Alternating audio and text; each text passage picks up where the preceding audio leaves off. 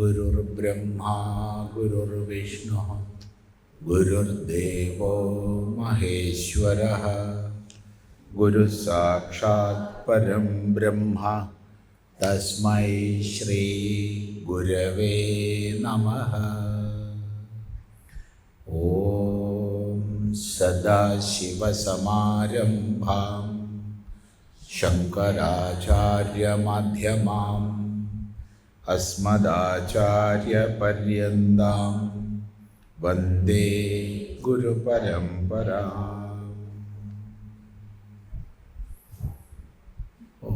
പേരായിരം പ്രതിഭയായിരമിങ്ങിവറ്റിൽ ആരാലെഴും വിഷയമായിരമാം പ്രപഞ്ചം ഓരായികിൽ നേരിതു കിനാവുണരും വരേക്കും നേരാമുണർന്നളവുണർന്നവനാമശേഷം നേരല്ല ദൃശ്യമിതു ദൃക്കിനെ നീക്കി നോക്കിൽ വേറല്ല വിശ്വമറിവാം മരുവിൽ പ്രവാഹം കാര്യത്തിൽ നിൽപ്പതിഹ കാരണസത്തയന്യേ വേറല്ല വീശിയിലിരിപ്പതു വാഴിയത്രേ വാസസ്സു തന്തുവിതു പഞ്ഞീതാദിമൂലഭൂതപ്രഘാതമിതു മോർക്കികിലിപ്രകാരം ബോധത്തിൽ നിന്നു വിലസുന്നു മരുസ്ഥലത്തു പാദസ്സു പോലെ പരമാവധി ബോധമത്രേ വൃത്തിസ്ഥമാമറിവിൽ വിശ്വവുമില്ലതിൻ്റെ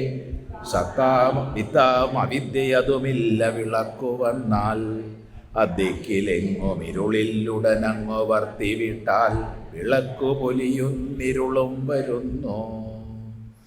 ആരായികിലേയുലകിലി ഉലകമില്ലിത് അവിദ്യ തത്വമോരാതവർക്കിതുലകായി വിലസും ഭ്രമത്താൽ ആരാൽ വിളക്കരികിലില്ല പിശാചിതന്ധകാരം ഭയന്നവനിരുട്ടു പിശാചുപോലെ ഉണ്ടില്ല എന്നു മുറമാറിയ സത്തസത്തു രണ്ടും പ്രതീതമിതനാദിതമസ്വഭാവം രണ്ടും തിരഞ്ഞിടുകിലില്ല അസത്തുരജ്ജു ഖണ്ഡത്തിലുല്ലുരകമുള്ളതു രജ്ജു മാത്രം. 6 ശ്ലോകങ്ങളാണ് നമ്മൾ സാമാന്യമായി ചിന്തിച്ചത്. തുടർന്ന് 6ാം ശ്ലോകത്തിൽ ഉണ്ട് ഇല്ല എന്ന് മുറമാറിയ സത്ത് അസത്ത് രണ്ടും പ്രതീതം. അവിടെ വരാവുന്ന ജിജ്ഞാസുവിന് വിദ്യാർത്ഥിക്ക് വരാവുന്ന സംശയം ഉണ്ട് എന്നുള്ളത് പ്രതീതമല്ലല്ലോ, ഉള്ളത് തന്നെയല്ലേ എന്നാണ്. ശരിയാണ്, ഉള്ളതിനെ ഞാൻ അറിയുന്നു എന്ന് പറയുമ്പോൾ അത് പ്രതീതമാണ്. ആ അർത്ഥം നമ്മൾ ഇന്നലെ വിശദമായി ചിന്തിച്ചു. ഇത് അനാദി തമസ്വഭാവമാണ്. ഈ മുറമാറിയ സത്തസത്തുകളെ നിരൂപണം ചെയ്യുമ്പോൾ ഇല്ല അസത്ത് ഏതുപോലെ രജ്ജുഖണ്ഡത്തിൽ ഇല്ല ഉരകം, കയറിൻ്റെ കഷ്ണത്തിൽ പാമ്പില്ല, പിന്നെയോ ഉള്ളത് രജ്ജു മാത്രം. തുടർന്ന് അസ്ത്യസ്തി എന്നു സകലോപരി നിൽപ്പതൊന്നേ സത്യം സമസ്തവും അനിത്യമസത്യമാകും മൃത്തിൻ വികാരമിത് അസത്യമിതിങ്കലൊക്കെ വർത്തിപ്പതോർക്കിലൊരു മൃത്തിതു സത്യമത്രേ. അസ്തി എന്നു സകലോപരി നിൽപ്പതൊന്നേ സത്യം സമസ്തവും അസത്യമാകും മൃത്തിൻ വികാരമിത് അസത്യമിതിങ്കലൊക്കെ വർത്തിപ്പതോർക്കിലൊരു മൃത്തിതു സത്യമത്രേ.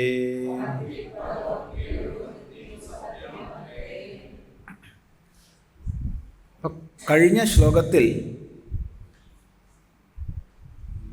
മുറമാറിയ സത്തസത്ത് എന്ന് പറഞ്ഞു. ആവിർഭവിച്ച് താൽക്കാലികമായി നിലനിന്ന് നശിച്ചു പോകുന്ന ദൃശ്യവർഗങ്ങൾ, അതാണ് വിശ്വം അഥവാ പ്രപഞ്ചം. അതിൻ്റെ ഭാഗമാണ് നമ്മുടെ ശരീരമായാലും ഇന്ദ്രിയങ്ങളായാലും മനസ്സായാലും ബുദ്ധിയായാലും ഒക്കെ. ഇത് ഉണ്ട് എന്ന് ഭാസിക്കുകയാണ്. എന്താണ് ഉണ്മ നൽകുന്നത്? അത് ഏകമായ അസ്തിത്വമാണ്. വാസ്തവത്തിൽ മൂന്ന് കാലത്തിലും ഇല്ലാത്ത, അതുകൊണ്ട് തന്നെ പരമാർത്ഥമല്ലാത്ത വസ്തുവെ ഉണ്ട് എന്ന് നമ്മൾ കണക്കാക്കുന്നു. അതുകൊണ്ട് തന്നെ എന്താണ് ഉള്ളത് അതോട്ട് അറിയുന്നില്ല. ഈ നിരൂപണത്തിൽ ഉള്ളത് സത്ത് മാത്രം എന്ന് പറഞ്ഞു. അതിനൊന്നും കൂടി ഉറപ്പിക്കുകയാണ്. നേരത്തെ പറഞ്ഞു, ഈ അദ്വൈത ദീപികയിൽ അദ്വൈതമായ സത്യത്തെ ആവർത്തിച്ച് ആവർത്തിച്ച് ആവർത്തിച്ച് പറയുകയാണ്. ബുദ്ധായിട്ടൊന്നും പറയുന്നില്ല, പറഞ്ഞത് തന്നെ പറഞ്ഞുറപ്പിക്കുകയാണ്. പല ദൃഷ്ടാന്തങ്ങളിലൂടെ, പല ഉപദേശവാക്യങ്ങളിലൂടെ. അപ്പോൾ ഈ ശ്ലോകത്ത് പറയുന്നത് അസ്തി അസ്തി എന്നു സകലോപരി നിൽപ്പതൊന്നേ സത്യം. എന്താണ് സത്യം?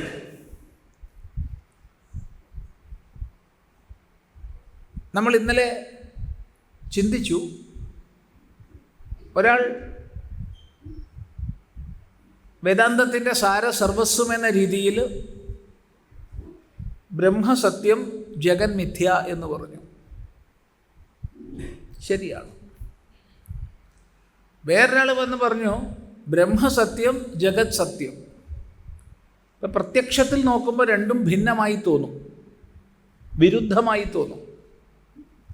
പക്ഷെ രണ്ടും ഒരുപോലെ സത്യമാണ്, രണ്ട് വാക്യങ്ങളും. ഏതർത്ഥത്തിൽ പറഞ്ഞു എന്ന് മനസ്സിലാക്കിയാൽ മതി. ജഗൻ മിഥ്യ എന്ന് പറയുന്നത് അധിഷ്ഠാനമായ സത്യത്തിൽ നിന്ന് ഭിന്നമായി ജഗത്തില്ല എന്നുള്ള അർത്ഥത്തിലാണ്. എന്നാൽ ജഗത്തുണ്ട് എന്നുള്ള നമ്മുടെ അനുഭവ തലത്തിൽ എന്താണിതിന് ഉണ്മ നൽകുന്നത്? അത് സത്യമേകമാണ്. ഈ നിലയ്ക്കാണ് നമ്മൾ സമന്വയിപ്പിക്കേണ്ടത്. അവിടെയാണ് ഈ ശ്ലോകം അസ്ത്യസ്തി എന്നു സകലോപരി നിൽപ്പതൊന്നേ സത്യം. ഞാനുണ്ട്, അഹമസ്മി. നീയുണ്ട്, ത്വമസി. വൃക്ഷമുണ്ട്, വൃക്ഷമസ്തി. അല്ലെങ്കിൽ ഗൃഹമസ്തി, വീടുണ്ട്, അതുണ്ട്, ഇതുണ്ട്, വെള്ളമുണ്ട്, തീയുണ്ട്, കാറ്റുണ്ട്. കോടാനുകോടി പദാർത്ഥങ്ങളെ സംബന്ധിച്ച് നമ്മൾ ഉണ്ട് ഉണ്ട് ഉണ്ട് എന്ന് പറയുന്നുണ്ട്. ഇല്ല എന്ന് നമ്മൾ ഒന്നിനെക്കുറിച്ചും പറയാറില്ല. ഉണ്ടോ? ഇല്ല എന്ന് പറഞ്ഞാൽ, ഇപ്പോൾ ഇവിടെ ആനയില്ല എന്ന് പറഞ്ഞു എന്ന് വിചാരിച്ചു. അത് ആനയുണ്ട് എന്ന ഭ്രമത്തെ നീക്കാൻ വേണ്ടിയിട്ട് ആനയില്ല എന്ന് പറയുന്നു എന്നല്ലാതെ ആന ഉണ്ട് എന്നവിടെ അർത്ഥമില്ല. ആന ഇല്ല എന്ന് നമ്മൾ പറയുമ്പോഴും ആനയുണ്ടല്ലോ. ഉള്ള ആനയെ സംബന്ധിച്ചാണല്ലോ ഇവിടെ ഇല്ല എന്ന് പറയുന്നത്. അത്യന്തം ഇല്ലാത്തൊന്നിനെക്കുറിച്ച് നമ്മൾ ആരും വ്യവഹരിക്കാറില്ല. അത്യന്തം ഇല്ലാത്തൊന്നിനെ പറഞ്ഞാലും, ഇപ്പോൾ ശാസ്ത്ര ചർച്ചയിലൊക്കെ വരുന്നുണ്ട്, അത്യന്തം ഇല്ലാത്തതിനെക്കുറിച്ച് നമ്മൾ പറയാറുണ്ട് ശാസ്ത്ര ചർച്ചയിൽ. ഉദാഹരണം, മുയൽക്കൊമ്പില്ല എന്ന് പറഞ്ഞു. ശശശൃംഗം നാസ്തി. മുയൽക്കൊമ്പില്ല എന്ന് പറയുമ്പോൾ അത്യന്തം ഇല്ലാത്തൊന്നിനെ കുറിച്ചാണ് ഇല്ല എന്ന് പറയുന്നത്. പക്ഷെ അവിടെ മുയലുണ്ട്, കൊമ്പുമുണ്ട്. മുയലുണ്ട്, മുയൽ എന്നൊരു ഒരു ഒരു മൃഗം, ഒരു ജന്തുവിശേഷമുണ്ട്. കൊമ്പ് എന്ന ഒരു അവയവ വിശേഷമുണ്ട്. ഇല്ലേ? പശുവിന്, കാളയ്ക്ക്, ആടിന്, മാനിന്, അങ്ങനെ പലതിനും കൊമ്പുണ്ട്.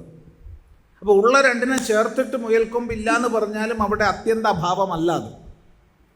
അല്ലാതെ ഇല്ലാത്തതിനെക്കുറിച്ച് ആരും ചർച്ച ചെയ്യാറില്ല, ഉള്ളതിനെക്കുറിച്ചാണ് ചർച്ച. അപ്പം ഞാനുണ്ട്, നീയുണ്ട്, അതുണ്ട്, ഇതുണ്ട് എന്ന് അനന്തകോടി വസ്തുക്കളെക്കുറിച്ചോ വ്യക്തികളെക്കുറിച്ചോ ദ്രവ്യങ്ങളെക്കുറിച്ചോ എന്തോ ആകട്ടെ, ദ്രവ്യ ഗുണ കർമ്മ സാമാന്യ സമവായ വിശേഷ അഭാവം എന്തോ ആട്ടെ, എന്തിനെക്കുറിച്ച് നമ്മൾ ഉണ്ടെന്ന് പറഞ്ഞാലും അവിടെയൊക്കെ രണ്ടംശങ്ങളുണ്ട്. ഒരംശം ഉണ്ടായി നശിക്കുന്ന ഒരു അസദ്ഭാവവും അതിന് ഉണ്മയെ നൽകുന്ന സത്തും. ഈ സദസത് ബുദ്ധികൾ ചേർന്നിട്ടാണ് ഇതുണ്ട് എന്ന് നമ്മൾ പറയുന്നത്. അപ്പം എന്താണിതിൽ സത്യം? അസ്തി അസ്തി എന്ന് സകലോപരി നിൽപ്പതൊന്നേ സത്യം. അസ്തി അസ്തി അസ്ഥി എന്ന് പറഞ്ഞാൽ ആകുന്നു, ഉണ്ട്, ഉണ്ട് ആക്കുന്നു, അസ്ഥി. ഗുരുദേവൻ്റെ കൃതികളിൽ സംസ്കൃതവും മലയാളവും തമിഴും ഒക്കെ കൂടി കലർന്നൊരു ഭാഷാശൈലിയാണ് ഉണ്ടാവുക. അസ്ഥി അസ്ഥി എന്ന് സകലോപരി നിൽപ്പതൊന്നേ സത്യം എന്ന് മലയാളമാണ്. നിൽപ്പത് മലയാളമാണ്, ഒന്നേ മലയാളമാണ്, ബാക്കിയൊക്കെ സംസ്കൃതം. അപ്പം അസ്ഥി അസ്ഥി എന്ന് സകലത്തിനും ഉപരി നിൽക്കുന്ന ഒന്ന് മാത്രമാണ് സത്യം. എന്താ സത്യം? ഞാനുണ്ട്, നീയുണ്ട്, അതുണ്ട്, ഇതുണ്ട് എന്നെല്ലാം പറയുന്നിടത്ത് ഉണ്ടെന്നുള്ളതാണ് സത്യം. അതെന്താണെന്ന് കണ്ടെത്താൻ പരിശ്രമിക്കണം. അപ്പോൾ നമ്മളൊക്കെ ഞാനുണ്ടെന്ന് ദിവസം പറയാം, ഞാൻ ഉണ്ടെന്ന് അഭിമാനിക്കാറുണ്ട്. എന്തിനെ കൊണ്ടാണ് ഞാൻ ഉള്ളത്? ശരീരം ഉണ്ടെന്ന് പറയാൻ പറ്റില്ല. ശരീരം അനുനിമിഷവും മാറിക്കൊണ്ടേയിരിക്കുന്നതാണ്, ഞാൻ മാറുന്നില്ല. അനുനിമിഷം മാറിക്കൊണ്ടിരിക്കുകയാണ്. കുറച്ച് നേരത്തെ ഒരു യോഗത്തിൽ നമ്മൾ പറഞ്ഞു, ഓരോ മാസം കഴിയുന്നതോറും നമുക്കൊക്കെ കൂടുതൽ ചെറുപ്പമാവുകയല്ലേ എന്ന്. മനസ്സിലായില്ല? ഓരോ മാസം കഴിയുന്നതോറും നമുക്കൊക്കെ കൂടുതൽ ചെറുപ്പമാവുകയല്ലേ എന്ന് വാക്കുകൊണ്ട് പറഞ്ഞാലും അതിൻ്റെ ധ്വനി എന്താണ്? വയസ്സാവുകയാണ്. അത് പിന്നെ അംഗീകരിക്കാനൊരു വിഷമം. അപ്പോൾ പറയുകയാണ്, നമ്മളൊക്കെ ഓരോ മാസം കഴിയുന്നതോറും ചെറുപ്പമാവുകയാണല്ലോ എന്ന് സമാധാനിപ്പിക്കുക. ദിവസം ഓരോ പ്രാവശ്യം നമ്മൾ ഹാപ്പി ബർത്ത്ഡേ എന്നൊക്കെ പറയും. എന്താ അർത്ഥം? നിൻ്റെ മരണം ഒരു കൊല്ലം ഇങ്ങോട്ടായി എന്നാണ്. അല്ലാണ്ട് വേറെ വല്ല അർത്ഥമുണ്ടോ? അറിയില്ല. അറിയാത്തോണ്ട് ചോദിച്ചാൽ, ഇന്ന് എൻ്റെ പിറന്ന നാളാണെന്ന് പറഞ്ഞാൽ നിൻ്റെ മരണം ഒരു വർഷം ഇങ്ങോട്ടായി എന്നല്ലാതെ വേറെ എന്തെങ്കിലും അർത്ഥം അതിനുണ്ടെങ്കിൽ പറഞ്ഞോളൂ. ഉണ്ടോ? ഉണ്ടെങ്കിൽ പറയൂ. കാരണം കഴിഞ്ഞു പോയി, നിൻ്റെ ഒരു വർഷം ജീവിതം കഴിഞ്ഞു പോയി. അതിനെപ്പറ്റി ഇനി പറഞ്ഞിട്ട് കാര്യമില്ല. അപ്പം ഇന്നത്തെ സൂര്യോദയം നമുക്ക് ആർക്കും ഇനി കാണാൻ പറ്റില്ല. അപ്പോൾ കഴിഞ്ഞതിനെക്കുറിച്ച് പറഞ്ഞിട്ട് എന്ത് കാര്യം? പിന്നെ ഇനി വരാൻ പോണതാ എന്താണ്? മറ്റേയാൾ ഒരു കൊല്ലം ഇങ്ങോട്ടായിട്ടുണ്ട്. വേറെ അർത്ഥം എനിക്കറിയില്ല. ഇതിനെ കൊണ്ടാണ് ഞാൻ ഉണ്ടെന്ന് പറയുന്നത്. അപ്പം എന്താണോ ആ ഉണ്മ, അത് മാത്രമാണ് സത്യം. അതിനെ വേർതിരിക്കണം നമ്മൾ. യഥാ മുഞ്ചാദിഷീകൈവം എന്ന് ആചാര്യൻ ദൃഷ്ടാന്തം പറയും. വളരെ ലോലമായ ഓരോ ഈ പുല്ലിൻ്റെ ദളങ്ങളെയും ഒന്നൊന്നായി വേർതിരിച്ച്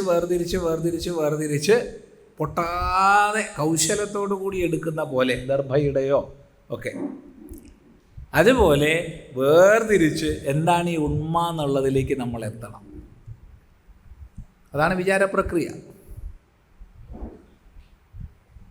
ആ അസ്ഥി അസ്ഥി എന്നുള്ളത് മാത്രമാണ് സത്യം.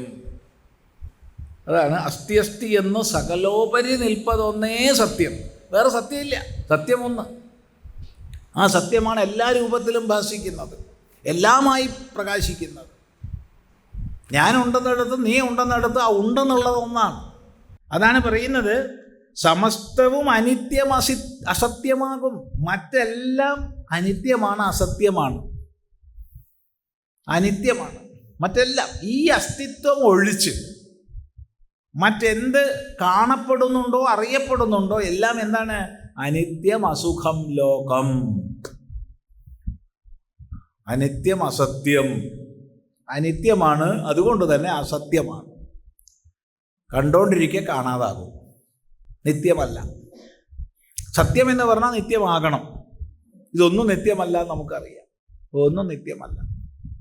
നിത്യമായിട്ട് എന്തെങ്കിലും ഉണ്ടോ എന്ന് ചോദിച്ചാൽ ഭഗവാൻ ഭാഷ്യകാരൻ പറയുന്നൊരു നല്ലൊരു ശ്രദ്ധേയമായ വാക്യമുണ്ട്. ശശ്വന്നശ്വരമേവ വിശ്വമഖിലം. ശാശ്വതമായി ഇതെല്ലാം നശ്വരമാണ്. ഇതെല്ലാം നശ്വരമാണെന്നുള്ള ഒരു നിയമം മാത്രമാണ് ലോകത്തിൽ ശാശ്വതം. വേറെ എന്തെങ്കിലും ശാശ്വതം ഉണ്ടെങ്കിൽ ആർക്കെങ്കിലും പറയാം. ഇതെല്ലാം നശ്വരമാണെന്നുള്ള നിയമമാണ് ശാശ്വതം, വേറൊന്നുമില്ല.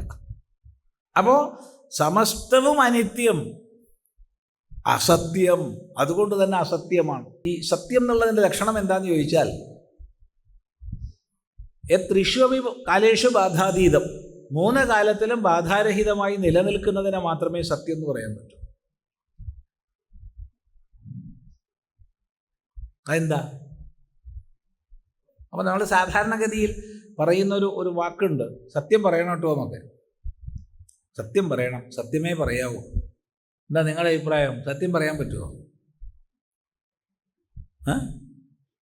പറയാൻ പറ്റാത്തത് ആകുന്നു സത്യം. ബാക്കി എല്ലാത്തിനെ കുറിച്ചും നമുക്ക് പറയാം. സത്യം പറയാൻ പറ്റില്ല. ആർക്കെങ്കിലും സത്യം പറയാൻ പറ്റുക പറഞ്ഞോളൂ. നമ്മളെപ്പോഴും ഓർമ്മിക്കാറുള്ളൊരു സംഭവമുണ്ട്. ഇവിടെയും പല പ്രാവശ്യം പറഞ്ഞിട്ടുണ്ടാവും. കാരണം നമ്മൾ 10-22 കൊല്ലം ഇവിടെ പ്രസംഗിച്ചു എന്നാണ് പറയണത്.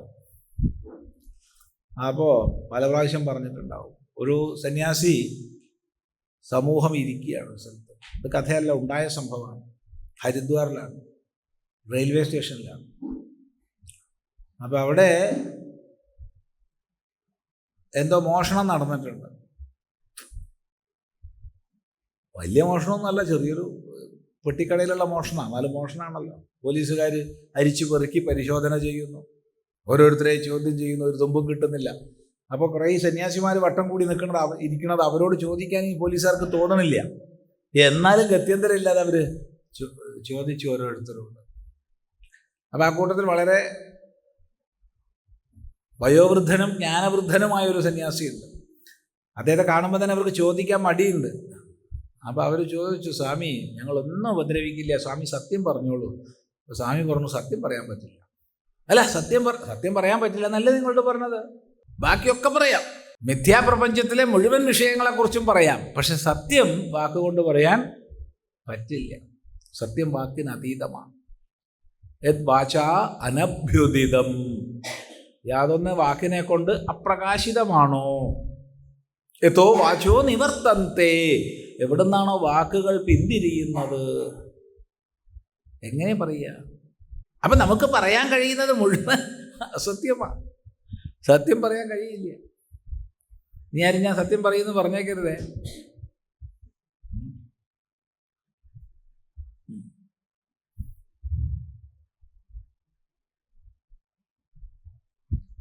എന്നാൽ നമ്മളെയൊക്കെ ജീവിതത്തിൽ കള്ളം പറയേണ്ടി വരും. എന്ത്? സത്യം പറയാമെന്ന്. എനിക്ക് പറയേണ്ടി വന്നു. നിങ്ങളുടെ സത്യം തുറന്നു പറയുന്നത് എന്താ? എനിക്ക് പറയേണ്ടി വന്നു. ഒരു സാക്ഷി പറയാൻ വേണ്ടിയിട്ട് കോടതി കയറേണ്ടി വന്നു, സാക്ഷിക്കൂട്ടിൽ. അപ്പോൾ അവിടെ ഭഗവത്ഗീത വെച്ചിട്ടുണ്ട്. ഞാൻ സത്യമേ പറയൂ എന്ന് പ്രതിജ്ഞ ചെയ്യണം. അവൻ്റെ മനസ്സ് പറഞ്ഞാൽ മതി, അതുകൊണ്ട് കുഴപ്പമില്ല. ഞാൻ പറഞ്ഞോ ഇല്ലയോ എന്നിപ്പോൾ ജഡ്ജി അറിയുമോ? എന്നെക്കൊണ്ട് ഒച്ചത്തിലൊന്നും പറയിപ്പിച്ചിട്ടില്ല. സ്വാമി സത്യമേ പറയൂ എന്ന് സ്വാമി ഒരു പ്രതിജ്ഞാവാക്യം പറയണം. ഞാൻ പറയൂ എന്നൊക്കെ പറഞ്ഞു, ബാക്കി പറഞ്ഞിട്ടില്ല. അതൊക്കെയുള്ളൂ, കുഴപ്പമില്ല. അത് സത്യം പറയാൻ പറ്റില്ലെന്നേ. സത്യം വാക്കിന് അതീതമാണ്. ജീവിതത്തിൽ ഒരു പ്രാവശ്യമേ കയറിയിട്ടുള്ളൂ. നാളെ ഇനിയിപ്പോൾ എത്ര കയറിയിരുന്ന് അറിയില്ല. ഒരു പ്രാവശ്യമാണ് കോടതി കയറിയത്. എങ്ങനെയാണ് സത്യം പറയുക? പറയൂ. അപ്പം ഈ കാണാകുന്ന സകലവും അനിത്യമാണ്. അനിത്യമായതുകൊണ്ട് അസത്യവുമാണ്. മൃത്തിൻ വികാരമിത് അസത്യം. ദൃഷ്ടാന്തം, പ്രസിദ്ധമായ ദൃഷ്ടാന്തം മാത്രമേ ഉള്ളൂ, അപ്രസിദ്ധമായ ഒറ്റ ദൃഷ്ടാന്തവും പറയുന്നില്ല. മൃത്തിൻ വികാരമിത് അസത്യം. മണ്ണിൻ്റെ വികാരം അസത്യമാണ്. മൺപാത്രം, മൺകൂജ, മൺകലം, മൺപാനി, എന്തൊക്കെയാണ്, മൺകുടം, ഇങ്ങനെ പലതായി, മൺചട്ടി, ഇങ്ങനെ പലതായിട്ടുണ്ട്. മണ്ണിൻ്റെ പാത്രങ്ങൾ വിൽക്കുന്ന കടയിൽ എന്തൊക്കെ സാധനങ്ങളാണ്, പലതുണ്ട്.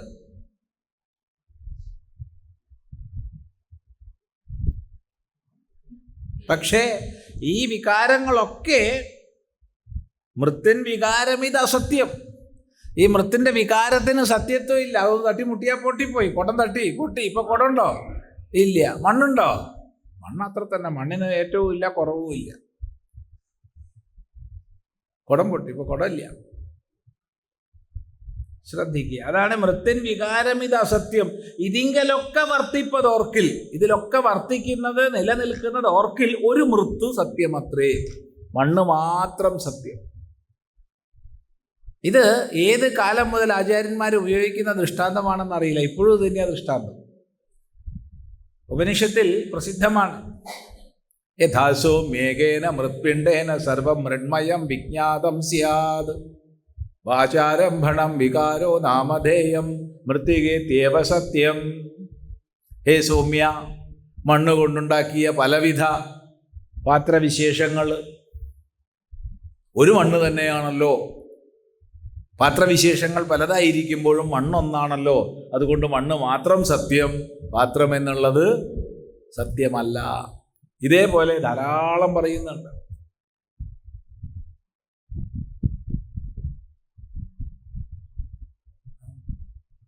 ഒരു ലോഹം കൊണ്ട് പല പാത്രങ്ങൾ ഉണ്ടാക്കിയാൽ അത് സത്യമല്ല, ലോഹം മാത്രം സത്യം. ഒരു കാർഷ്ണായസം കൊണ്ട് പലവിധം സാധനങ്ങൾ, കാർഷ്ണായസം എന്ന് പറയുന്നത് ഇരുമ്പ്, ഒരു ഇരുമ്പ് കൊണ്ട് പലതുണ്ടാക്കിയാൽ ആ പലത് സത്യമല്ല, ഇരുമ്പ് മാത്രം സത്യം എന്ന് അനേക ദൃഷ്ടാന്തങ്ങൾ ഉപനിഷത്തുക്കളിൽ തന്നെ ആയിരം കൊല്ലങ്ങൾക്ക് മുമ്പ് നമുക്ക് പറഞ്ഞു തന്നിരിക്കുകയാണ്. അതുതന്നെയാണ് ഇവിടെയും ദൃഷ്ടാന്തം. മൃത്ത് ഇത് സത്യമത്രേ, മണ്ണ് മാത്രമാണ് സത്യം. അപ്പം മണ്ണിൻ്റെ പാത്രവിശേഷങ്ങളോ അസത്യം എന്ന് പറഞ്ഞേക്കരുത്, സത്യമല്ല എന്ന് പറഞ്ഞാൽ മതി. അതിനാണ് മിഥ്യ എന്ന് പറയുക. അതിന് വ്യാവഹാരിക പ്രയോജനമുണ്ട്, അതിനപ്പുറത്ത് വസ്തുത്വം ഇല്ല. ഇതാണ് പറയുന്നത്. നോക്കൂ, അസ്ത്യസ്തി എന്നു സകലോപരി നിൽപ്പതൊന്നേ സത്യം, സമസ്തവും അനിത്യം അസത്യമാകും. മൃത്തിൻ വികാരമിതസത്യമിതിങ്കലൊക്കെ വർത്തിപ്പതോർക്കിലൊരു മൃത്തിതു സത്യമാത്രേ. വ്യക്തമാണല്ലോ ഇല്ലേ? വളരെ ലളിതമാണ്. അജ്ഞാനവേളയിലും അസ്ഥി വിഭാതി രണ്ടും, അജ്ഞാതമല്ല സുഖവും വിലസുന്നു മൂന്നും. രജ്ജുസ്വരൂപമഹിയോടും ഇതന്തയാർന്നു നിൽക്കുന്നതിന്നിഹ നിദർശനമാമിതോർത്താൽ. അജ്ഞാനവേളയിലും അസ്ഥി വിഭാതി രണ്ടും, അജ്ഞാതമല്ല സുഖവും വിലസുന്നു മൂന്നും. രജ്ജുസ്വരൂപമഹിയോടും ഇതന്തയാർന്ന് നിൽക്കുന്നതിന്നിഹ നിദർശനമാമിതോർത്താൽ.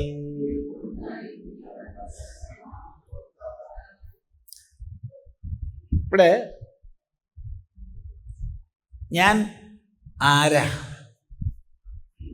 ഒരു ചിന്ത ചെയ്യാം. ഇപ്പോൾ ഉപനിഷത്ത് എടുക്കണ്ട, ഇപ്പോൾ വേദാന്ത ശാസ്ത്രങ്ങളൊന്നും എടുക്കണ്ട, യുക്തി മാത്രം മതി. ആരാണ് ഞാൻ? ഒരു ചിന്ത. എന്താണ് എൻ്റെ സ്വരൂപം? ഞാൻ ആര് എന്നാലോചിച്ച് നോക്കൂ. ഞാൻ ആരാ? അപ്പം ഞാൻ സ്വാമി ചിദാനന്ദപുരി, അല്ലെങ്കിൽ ഞാൻ ഒരു പുരുഷദേഹം, സ്ത്രീദേഹം, ഇത്ര കിലോഗ്രാം തൂക്കം, ഇന്ന കളറ്, ഇന്ന രാജ്യത്തിലെ പൗരൻ, ഇങ്ങനെ പലതും നമുക്ക് പറയാനുണ്ടാവും. ആണ് പെണ്ണ് പലതും. പക്ഷെ ഇതൊന്നും നിലനിൽക്കുന്നതല്ലല്ലോ. ഇതൊന്നും നിലനിൽക്കുന്നതല്ല.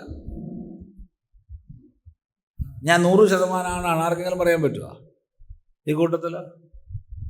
ഞാൻ 100% പെണ്ണാണ്, ഇത് അഭിപ്രായം? അങ്ങനെ ആരെങ്കിലും ഉണ്ടോ? ക്രോമസോം സ്ട്രക്ചറിനെ കുറിച്ച് പഠിച്ചവർ പറയില്ല, അല്ലാത്തൊരു പറയും ഞാൻ പെണ്ണാണ് സ്വാമി, എന്ത് സംശയം? ശരി, ചോദ്യം അതല്ല, നീ പെണ്ണാണോ ആണാണോ എന്നല്ല, 100% ആണാണോ 100% പെണ്ണാണോ എന്നാലും. കഴിഞ്ഞ ദിവസം ഒരു മോളെയും കൊണ്ട് അച്ഛനും അമ്മയും വന്നു ആശ്രമത്തിൽ. ഈ ആഴ്ചയാണ്. അപ്പോൾ ഇവള് ആദ്യം കല്യാണം കഴിക്കണില്ല എന്നൊക്കെ പറഞ്ഞിരുന്നു, പിന്നെ കല്യാണം കഴിക്കാൻ തയ്യാറായി. ഇപ്പോൾ വളരെ ഒരു സ്വഭാവം എന്ന് വിശ്വസിക്കുന്ന, വളരെ വിദ്യാഭ്യാസമുള്ള, ഒരു സമുന്നതമായ തൊഴിൽ ചെയ്തുകൊണ്ടിരിക്കുന്ന ഒരാൾ വിവാഹാലോചനയായിട്ട് ഇങ്ങോട്ട് വന്നു. വീട്ടുകാർക്ക് 2 കൂട്ടർക്കും ഇഷ്ടമായി, പക്ഷേ ഇവൾക്ക് ഇഷ്ടമായില്ല. അപ്പോൾ ഇതാണ് അച്ഛനും അമ്മേൻ്റെയും പരാതി. സ്വാമി ഒന്ന് അവളോടൊന്ന് സംസാരിക്കുമോ? ഞാൻ പറഞ്ഞു, അപ്പോൾ അവളല്ലേ കല്യാണത്തിൽ അധികാരി, അവളല്ലേ കല്യാണം, ഞാനാ കല്യാണം, ഞാനായത് ശരി ഞാൻ പറയാം, അവളല്ലേ, അപ്പോൾ അവളല്ലേ തീരുമാനിക്കണ്ടേ? അല്ല സ്വാമി ഒന്ന് സംസാരിച്ചു നോക്കുക, അവളുടെ ഐഡിയ വല്ലതും വികലമാണെങ്കിൽ സ്വാമിക്ക് ഒന്ന് തിരുത്തി കൊടുക്കാം. അപ്പം ഞാൻ സംസാരിച്ചപ്പോൾ എന്താ പ്രശ്നം വെച്ചാൽ ഈ ചെക്കൻ കറുത്തിട്ടാണ്, ഇതാ പ്രശ്നം. അപ്പം ഞാൻ പെട്ടെന്ന് ഓർമ്മിച്ചു, ഒരു ഈ വെള്ളത്തിൽ വീണ് കെട്ട് ജീർണിച്ച ഒരു ശവത്തിൻ്റെ ഒരു ചിത്രം കണ്ടിരുന്നു കുറച്ച് ദിവസം മുമ്പ്. ഞാൻ നല്ല തൂവെള്ള കളറാണ്, ഈ മേൽ തൊലി മുഴുവൻ പോയിട്ട് തൂവെള്ള കളറാണ്. ഇതെങ്ങനെ എനിക്ക് പെട്ടെന്ന് തപ്പിപ്പിടിക്കാം, അല്ലെങ്കിൽ എനിക്ക് പെട്ടെന്ന് ഇതൊന്നും തപ്പിപ്പിടിക്കാനുള്ള കഴിവില്ല ഈ ഓൺലൈനിൽ. പക്ഷെ അന്ന് പെട്ടെന്ന് കിട്ടിയത്, ഇത് കാണിച്ചു കൊടുത്തു. എങ്ങനെയുണ്ട് മോളെ, ഇത് നല്ല വെള്ളയാണല്ലോ, ഇജാതി ഒന്നിനെ കെട്ടിക്കോ. അല്ലാണ്ടെന്താ പറയുക, നീ ഒരു വെള്ളക്കാരനെ കെട്ടി, നാളെ നിങ്ങൾ രണ്ടാളും ഹണിമൂണിന് പോവാൻ, അവന് പൊള്ളലേറ്റും, എന്ത് സംഭവിക്കും? നീ ഉപേക്ഷിക്കുമോ? അല്ല, അറിയാത്തോട്ട് ചോദിക്കുക. അപ്പം ഏത് കളറാണ് നീ പറയണത്? ഏതായാലും അവർ തിരിച്ചു പോകുമ്പോൾ ഈ കുട്ടി കല്യാണം കഴിക്കാമെന്നൊക്കെ പറഞ്ഞു. ഞാൻ പറഞ്ഞു കമ്മീഷൻ തരണം എന്നൊക്കെ പറഞ്ഞിട്ടാണ് വിട്ടത്. കമ്മീഷൻ തരുമോയെന്ന് അറിയില്ല. പറഞ്ഞതിൻ്റെ അർത്ഥം മനസ്സിലാക്കുക. എന്താ ഉള്ളത്? ഈ ആണ് പെണ്ണെന്നുള്ളത് എന്താ സ്ഥിതി? എന്താ നിങ്ങളുടെ അഭിപ്രായം? ആശ്രമത്തിൽ ഒരാൾ പഠിക്കാൻ വന്നു, കഥയല്ല തന്നു. നീണ്ട താടിയുണ്ട്. നീണ്ട താടി എന്ന് പറയുന്നത് എന്തിനാന്ന് ശ്രദ്ധിക്കുക. കാരണം പൊതുവെ താടി മീശ എന്നുള്ളതൊക്കെ പൗരുഷത്തിൻ്റെ ലക്ഷണമായിട്ടാണ് പൊതുവെ പറയുക. പൊതുവെ ഇയാൾക്ക് നീണ്ട താടിയുണ്ട്, മീശ ഉണ്ട്, ഒക്കെ ഉണ്ട്. അയാൾ കുറച്ചു കാലം അവിടെ താമസിച്ചു, പിന്നെ അവിടെ നിന്ന് പോയി. പിന്നീട് പറഞ്ഞു കേട്ടു അദ്ദേഹം ഈ ലിംഗപരിവർത്തന ശസ്ത്രക്രിയയൊക്കെ ചെയ്ത് ഇപ്പോൾ സാരിയെല്ലാം ഉടുത്ത് ഉണ്ടാവും. എനിക്കത് വിശ്വാസമായില്ല. അപ്പോൾ ഒരാൾ, ഞാൻ സ്വാമി വീഡിയോ നോക്കുക, അയാളെന്നെ അല്ലേന്ന് നോക്കുമ്പോൾ അസ്റ്റൽ സ്ത്രീ. അസ്റ്റൽ സ്ത്രീ അങ്ങനത്തെ സ്ത്രീകൾ ഇപ്പം ഉണ്ടാവില്ല, നാണം കുണിങ്ങിയൊക്കെ ഉണ്ടല്ലോ. ഇത് അങ്ങനെയൊക്കെയാണ്. ഇത് കഥയല്ല, അതൊക്കെ സത്യമായി പറയണത്. അപ്പം അയാൾ ഈ പുരുഷൻ എന്ന് മാത്രം പറഞ്ഞാൽ പോരാ, താടിയൊക്കെ ഉള്ള ആളായിരുന്നോ, വലിയ താടി ഉണ്ടായിരുന്നു അയാൾക്ക്. ആശ്രമത്തിലുള്ളവർക്ക് അറിയാം. ഇയാൾ സ്ത്രീയാണ്, അല്ലാന്ന് പറയാൻ നമുക്ക് അധികാരമില്ല. അപ്പം ഏതാപ്പോൾ സത്യം? ഈ കാണുന്നൊക്കെ എന്താ സത്യം? അതാ ചോദ്യം. നാളൊരു കുട്ടി ചോദിച്ചു, സ്വാമിയുടെ ശരിക്കുള്ള പേരെന്താ? ഞാൻ ചോദിച്ചു, പേരിനെന്താ ഒരു ശരികേട്? സ്വാമി ചിദാനന്ദപുരി എന്നുള്ള പേരിനെന്താ ഒരു ശരികേട് മോളെ? അല്ല, എന്നാലും സ്വാമിയുടെ ശരിയായ പേരെന്താ? ഞാൻ പറഞ്ഞു, ഇതെന്താ ശരികേട്? എൻ്റെ പാസ്പോർട്ട് ഞാൻ കാണിച്ചു തരാം, ആധാർ കാർഡ് കാണിച്ചു തരാം, വോട്ടേഴ്സ് ID കാണിച്ചു തരാം, എല്ലാ കാർഡും ഉണ്ട്, ഒക്കത്തിലും സ്വാമി ചിദാനന്ദപുരി. പിന്നെ നിനക്കെന്താ ഒരു ശരികേട്? അല്ല, എന്നാലും ശരിയായ പേരെന്താണ്? കുട്ടി വിടണ മട്ടില്ല. ഞാൻ പറയും, ഇതിന് ശരികേട് പറഞ്ഞാൽ ഞാൻ പറഞ്ഞുതരാം. അപ്പം എന്താ നമ്മുടെ പേര്? ആരാ നമ്മൾ? അപ്പം ഇങ്ങനെ നമ്മൾ ആലോചിച്ചു കഴിഞ്ഞാൽ ശരീരേന്ദ്രിയ മനോബുദ്ധിയാദി സകലത്തെയും ഇതല്ല നേതി നേതി നേതി ക്രമത്തിൽ നീക്കം ചെയ്ത് നമ്മൾ മുന്നോട്ട് പോകണം. അങ്ങനെ മുന്നോട്ട് പോകുമ്പോൾ നമുക്ക് മനസ്സിലാവുന്ന 3 വിഷയങ്ങളുണ്ട്. ഒന്ന്, ഞാൻ ഉണ്ട്. ഞാൻ ഉണ്ട്. അതിലാർക്കും സംശയമില്ലല്ലോ. ഈ കൂട്ടത്തിൽ ആരെങ്കിലും ഞാൻ ഇല്ലയെന്ന് വിചാരിക്കുന്നവരുണ്ടോ? ഉണ്ടെങ്കിൽ പറഞ്ഞോളൂ കേട്ടോ. ഞാൻ ഉണ്ടോ എന്ന് സംശയമുള്ളവരാരെങ്കിലും കൂട്ടത്തിലുണ്ടോ? ഉണ്ടാവില്ല. ഞാൻ ഉണ്ട് എന്നുള്ളത് എല്ലാവർക്കും ഉറപ്പാണ്. ശരി, എനിക്ക് ഓർമ്മയില്ലാത്ത കാലത്ത് ജനിച്ച ഉടനെ വളരെ സങ്കീർണമായ മുല കുടിക്കുക എന്ന് പറഞ്ഞ പ്രക്രിയ ഞാൻ ചെയ്തു. വളരെ സങ്കീർണമാണ് മുല കുടിക്കുന്ന പ്രക്രിയ, വളരെ സങ്കീർണമാണ്. അത് ഞാൻ ചെയ്തു. എനിക്ക് ഓർമ്മയില്ല, പക്ഷെ ഞാൻ ചെയ്തു. അന്ന് ഞാനുണ്ടായിരുന്നു. കുറച്ചൊന്ന് വലുതായി ഒരു 6 മാസമായപ്പോഴത്തേക്ക് എന്നെ എടുക്കാതെ അമ്മ വേറൊരു കുട്ടീനെ എടുത്തപ്പോൾ എനിക്ക് അസ്വസ്ഥതയായിരുന്നു. ഇല്ല? ഉണ്ടോ ഇല്ലയോ? ഞാനുണ്ടോ ഇല്ലയോ? ഞാനുണ്ട്. അവിടുന്ന് ഇങ്ങോട്ട് ഈ പ്രായം വരെ ഞാനുണ്ട്. ഞാനൊരു കുറവും പറ്റിയിട്ടില്ല. എന്നാൽ രൂപം ദിവസവും മാറിക്കൊണ്ടിരിക്കുകയാണ്. ജാഗ്ര സ്വപ്ന സുഷുപ്തികളിൽ ഞാൻ ഭിന്നനാണ്. എൻ്റെ അനുഭവങ്ങൾ ഭിന്നങ്ങളാണ്. ശൈശവ ബാല്യ കൗമാര യൗവന വാർദ്ധക്യങ്ങളിൽ ഞാൻ ഭിന്നനാണ്. പക്ഷെ ഞാൻ മാറ്റമില്ല. അവസ്ഥകൾ ഭിന്നങ്ങളാണ്. അവസ്ഥകളിലെ ചിന്തകളും ശരീരങ്ങളും വിഭിന്നങ്ങളാണ്. പക്ഷെ ഞാൻ മാറ്റമില്ല. അപ്പം മാറാതെ ഞാൻ നിലനിൽക്കുന്നു. ഇപ്പൊ സംസ്കൃതത്തിൽ നമുക്കൊരു ശബ്ദം പറഞ്ഞാൽ സത്ത് എന്ന് പറയാം. ശരി, ഇനി പറയട്ടെ, ശൈശവ, ബാല്യ, കൗമാര, യൗവന, വാർദ്ധക്യങ്ങളിലൊക്കെയും ജാഗ്രസ്വപ്ന സുഷുപ്തികളിലൊക്കെയും ഞാൻ അറിവാണ്. അഭിപ്രായ വ്യത്യാസം ഉണ്ടെങ്കിൽ പറയാം. കാരണം ഈ അവസ്ഥകളിലെ അനുഭവങ്ങളും നിത്യം നിരന്തരം മാറുമ്പോഴും മാറാതെ ഞാൻ ഇതിനെയൊക്കെ അറിഞ്ഞുകൊണ്ട് നിലനിന്നിട്ടുണ്ട്. അപ്പൊ ഞാൻ അറിവാണ്. എന്താ അഭിപ്രായം? ആർക്കെങ്കിലും അഭിപ്രായ വ്യത്യാസം ഉണ്ടെങ്കിൽ പറയാം. കാരണം ഇവിടെ ശാസ്ത്രമൊന്നുമില്ല, വിശ്വാസമൊന്നും അല്ല ഈ പറയണത്. ഇത് ഹിന്ദുമത വിശ്വാസമാണ്, ഒരു വിശ്വാസമല്ല, യുക്തിയാണ് പറയണത്. ഞാൻ അറിവാണ്. അപ്പൊ ഞാൻ സത്താണ്, ഞാൻ ചിത്താണ്. ചിത്ത് അറിവ്, ജ്ഞാനം. ഇനി പറയുന്നു ഞാൻ ആനന്ദമാണ്. എനിക്ക് ഏറ്റവും സ്നേഹം ആരോടാ? ഒരു സംശയമില്ല, എന്നോട് തന്നെയാണ്. ബാക്കിയൊക്കെ ഞാൻ പറയും, അടുത്ത കുട്ടിയോ ഭർത്താവോ ഭാര്യയോ ആരെങ്കിലുമൊക്കെ ഉണ്ടെങ്കിൽ പറയും എനിക്ക് അവരോടാ കുട്ടി, എനിക്ക് ഞാൻ കുട്ടിക്ക് വേണ്ടിയാ ജീവിക്കണമെന്നൊക്കെ പറയും. അതിൻ്റെയൊക്കെ പേര് നല്ല പച്ച കള്ളം എന്നാണ്. അതിലാണ് ഈ പച്ച ഉപയോഗിക്കേണ്ടത്.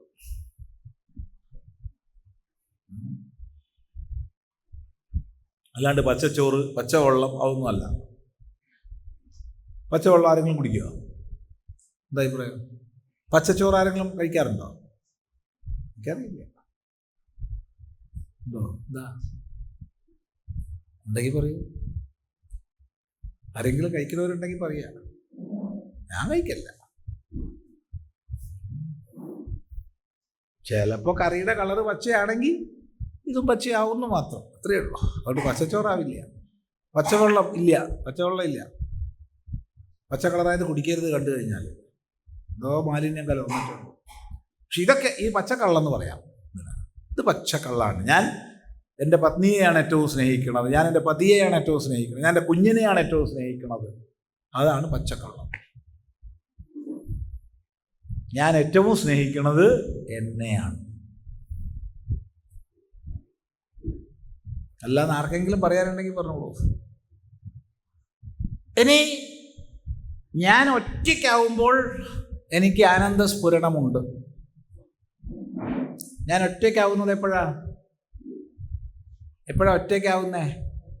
ജാഗ്രത്തിൽ ഒറ്റയ്ക്കല്ല, സ്വപ്നത്തിൽ ഒറ്റയ്ക്കല്ല, സുഷുപ്തിയിൽ ഞാൻ ഒറ്റയ്ക്കാണ്, ഗാഠനിദ്രയിൽ. ഈ ഗാഠനിദ്രയിൽ നമുക്ക് ആനന്ദസ്ഫുരണമുണ്ട്, എല്ലാവർക്കും ഉണ്ട്. സുഖമായി ഉറങ്ങി സ്വാമി, ഒന്നും അറിയില്ല സ്വാമി, എപ്പോഴാ ക്ലാസ് നിർത്തിയെന്നൊന്നും മനസ്സിലായിട്ടില്ല, പിന്നെ ആൾക്കാരൊക്കെ എണീക്കണ ശബ്ദം കേട്ടപ്പോഴാ ഉണർന്നു പോയത്, അറിയില്ല, ഒന്നുമല്ല, സുഖമായി. ചിദാനന്ദപുരി സ്വാമിയുടെ ക്ലാസ് എനിക്ക് വലിയ ഇഷ്ടമാണ്, കാരണം ആനന്ദാനുഭവം. അപ്പം ഞാൻ ആനന്ദമാണ്. ആർക്കും അഭിപ്രായ വ്യത്യാസമില്ലല്ലോ. അപ്പം ഞാൻ സത്താണ്, ഞാൻ ചിത്താണ്, ഞാൻ ആനന്ദമാണ്. യാതൊരു സംശയമില്ല. ഇനി അടുത്ത ചോദ്യം, ഇതാണ് ആത്മസ്വരൂപം എന്നുള്ളത് ജ്ഞാനിയുടെ അനുഭവമാണോ അജ്ഞാനിയുടെ അനുഭവമാണോ?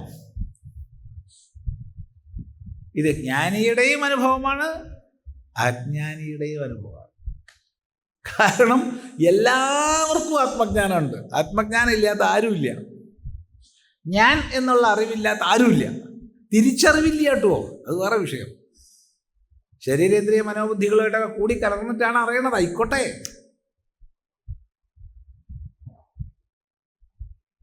എന്നാലും ഞാൻ എന്നുള്ള അറിവില്ലാത്ത ആരുമില്ല.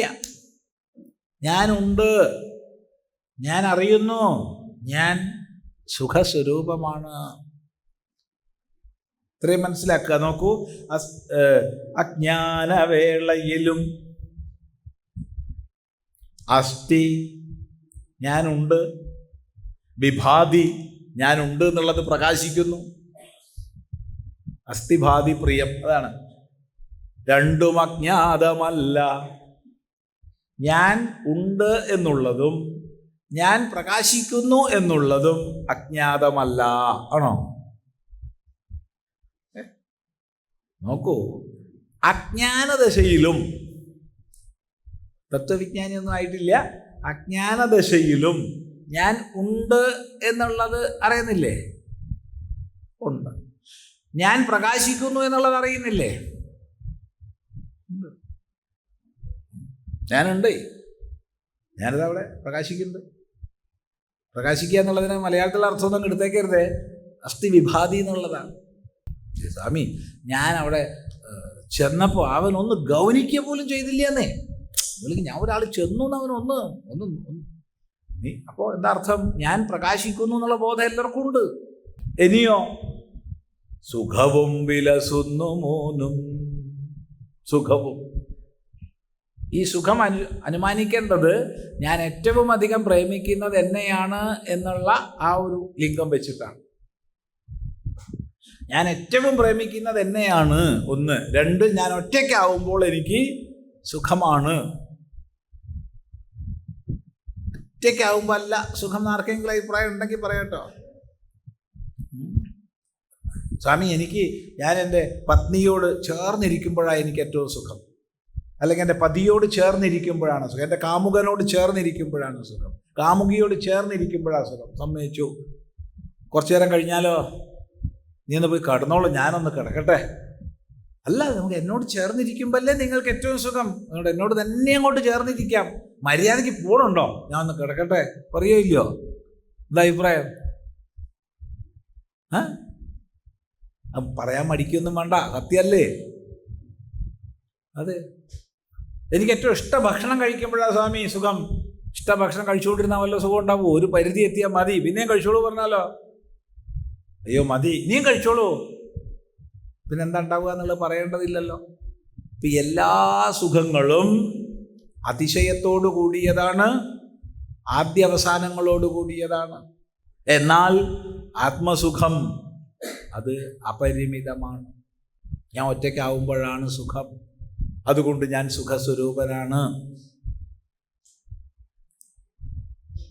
അജ്ഞാനവേളയിലും അസ്ഥി വിഭാതി സുഖം, ഇത് മൂന്നും വിലസുന്നു. വ്യക്തമാണല്ലോ? നമ്മളനുഭവം അത് വേറെ ഒന്നുമല്ല പറയണത്. വിലസുന്നു മൂന്നും. രജ്ജുസ്വരൂപം അഹിയോട് ഇതന്തയാർന്നു നിൽക്കുന്ന ഇതിന്നിഹ നിദർശനം ആം ഇതോർത്താൽ. രജ്ജുസ്വരൂപം എന്ന് പറഞ്ഞാൽ കയറിൻ്റെ സ്വരൂപം. കയറിൻ്റെ സ്വരൂപം അഹിയോട്, അഹി പാമ്പിനോട് ചേർന്ന് ഇതന്തയാർന്ന്, ഇത് എന്ന നിലയ്ക്ക് നിൽക്കുന്നു. ഇപ്പൊ ഞാൻ പറയുകയാണ്, അതാ പാമ്പ്. എന്തിനെ കൊണ്ട്? ഇന്നലെ പറഞ്ഞ സാധനം കയറ്. മന്ദപ്രകാശത്തിൽ കയറ് പാമ്പായി തെറ്റിദ്ധരിച്ച ദൃഷ്ടാന്തമാണ്. മന്ദപ്രകാശത്തിൽ ഒരാള് വഴിയിൽ പാമ്പിനെ കണ്ടു, പരിഭ്രമിച്ചു, പാമ്പാണെന്ന് ഭയപ്പെട്ട് ഓടി. വേറൊരാളെ കണ്ടു, ഇതൊക്കെ മനസ്സിൽ വിചാരിച്ചോളണം. അയാൾ ടോർച്ചും കൊണ്ട് ഓടി വന്നു, നോക്കിയപ്പോൾ കയറാണ്. എവിടെ പാമ്പ്? എവിടെ പാമ്പ്? അവിടെ പാമ്പ്. അപ്പോൾ ടോർച്ച് അടിച്ച് നോക്കിയപ്പോഴോ ഇത് കയറാണ്. അപ്പൊ ഇത് പാമ്പ് എന്നുള്ളിടത്ത് ഇതെന്താ? ഇതെന്നുള്ളത് എവിടുന്ന് വന്നു? അജ്ഞാനത്തിൽ നിന്ന് വന്നു എന്ന് പറയുന്നത്. അജ്ഞാനത്തിൽ നിന്ന് ഇതെന്ന് വരില്ല. ഇതിലെ ഇതമംശം വന്നത് കയറിൽ നിന്നാണ്. ഇത് കയറ് എന്നുള്ളതിലെ ഇത് കയറ് തിരോഭവിച്ചു. ആ സ്ഥലത്ത് എന്ത് കയറിക്കൂടി? പാമ്പ് കയറിക്കൂടി. ഇത് പാമ്പ്. പ്രകാശം വന്നു, പ്രമാണ പരീക്ഷ ചെയ്തു, എന്തായി? പാമ്പ് ഇല്ല കേട്ടോ. ഇതെന്താ? ഇത് കയറ്. ആ ഇത് എന്നുള്ളത് പോയോ? ഇല്ല. ഇത് എന്നുള്ള അടിസ്ഥാനത്തിലാണ് കയറ് തിരോഭവിച്ചതും പാമ്പ് കയറിക്കൂടിയതും. ഇവ പ്രകാശം വന്നപ്പോൾ, പ്രമാണ വിചാരം ചെയ്ത് വന്നപ്പോൾ പാമ്പ് പോയി. പാമ്പ് എങ്ങോട്ട് പോയി? പാമ്പ് എഴുതി എങ്ങോട്ടോ പോയി. ഇപ്പം എന്തായി? ഇപ്പം അത് കയറായി. അതാണ് പറയുന്നത് രജ്ജു സ്വരൂപം, കയറിൻ്റെ സ്വരൂപം അഹിയോട്, പാമ്പിനോട് ഇതന്തയാർന്നു നിൽക്കുന്നു. ഇത് പാമ്പ് എന്ന രീതിയിൽ നിലകൊള്ളുന്നു. ഇതിനിഹ നിദർശനമോർത്താൽ, ഇത് നിദർശനമാം ഇത് ദൃഷ്ടാന്തമാകും. ഓർത്താൽ എന്ന് പറഞ്ഞാൽ വിചാരിച്ചാൽ, ചിന്തിച്ചാൽ. മനസ്സിലായില്ല? നോക്കൂ, അസ്ഥി എന്ന് നേരത്തെ പറഞ്ഞു. ഉണ്ട് എന്നുള്ളതാണ് സത്യം. ആ ഉണ്ടെന്നുള്ള അടിസ്ഥാനത്തിൽ എല്ലാം നിലകൊള്ളുന്നു എന്ന് പറഞ്ഞു. അതിനൊന്നും കൂടി അപഗ്രഹിച്ചിട്ട് പറയുകയാണ് അസ്ഥി ഭാതി പ്രിയം. അസ്ഥി ഭാതി പ്രിയം. അസ്ഥി ഉണ്ട്, ആകുന്നു. ഞാനുണ്ട്, ഞാനാകുന്നു. ഞാൻ ചിത്താണ്, ഞാൻ ആനന്ദമാണ്. ഈ മൂന്നും അജ്ഞാനവേളയിലും അറിഞ്ഞ തന്നെയാണ്, ആണല്ലോ. അജ്ഞാനവേളയിലും അറിയപ്പെട്ടതാണത് അസ്ഥിഭാതി പ്രിയം. അപ്പൊ അതെന്തിനോട് ചേർന്നു? ശരീരേന്ദ്രിയ മനോബുദ്ധികളോട് കൂടി ചേർന്നിട്ട് ഞാനുണ്ട്, ഞാൻ പ്രകാശിക്കുന്നു എന്നിങ്ങനെ വന്നു. ഞാനുണ്ട്, ഞാൻ പ്രകാശിക്കുന്നു. ശരീരം, ഇന്ദ്രിയം, മനസ്സ്, ബുദ്ധി തുടങ്ങിയ ഉപാധികളോടൊക്കെ ചേർന്ന് ഈ ഞാനുണ്ട്, ഞാനാകുന്നു എന്നുള്ളത് വന്നു. എന്ന് മാത്രമല്ല, എൻ്റെ ഈ പറഞ്ഞ ജ്ഞാനം, പിന്നെ ആനന്ദം, ഇത് ഉപാധികളിലൂടെ പ്രതിഫലിച്ചു വരുന്നതായിട്ടാണ് ഞാൻ അനുഭവിക്കുന്നത്. അപ്പൊ ബുദ്ധിയുടെ ധർമ്മമായിട്ട് നമ്മൾ ചിലപ്പോൾ അറിവിനെ മനസ്സിലാക്കി എന്ന് വരും. ബുദ്ധി വെറും ഉപാധി മാത്രമാണ്. ബുദ്ധിയെ പ്രകാശിപ്പിക്കുന്നത് ആര്? ചിന്തിക്കുക.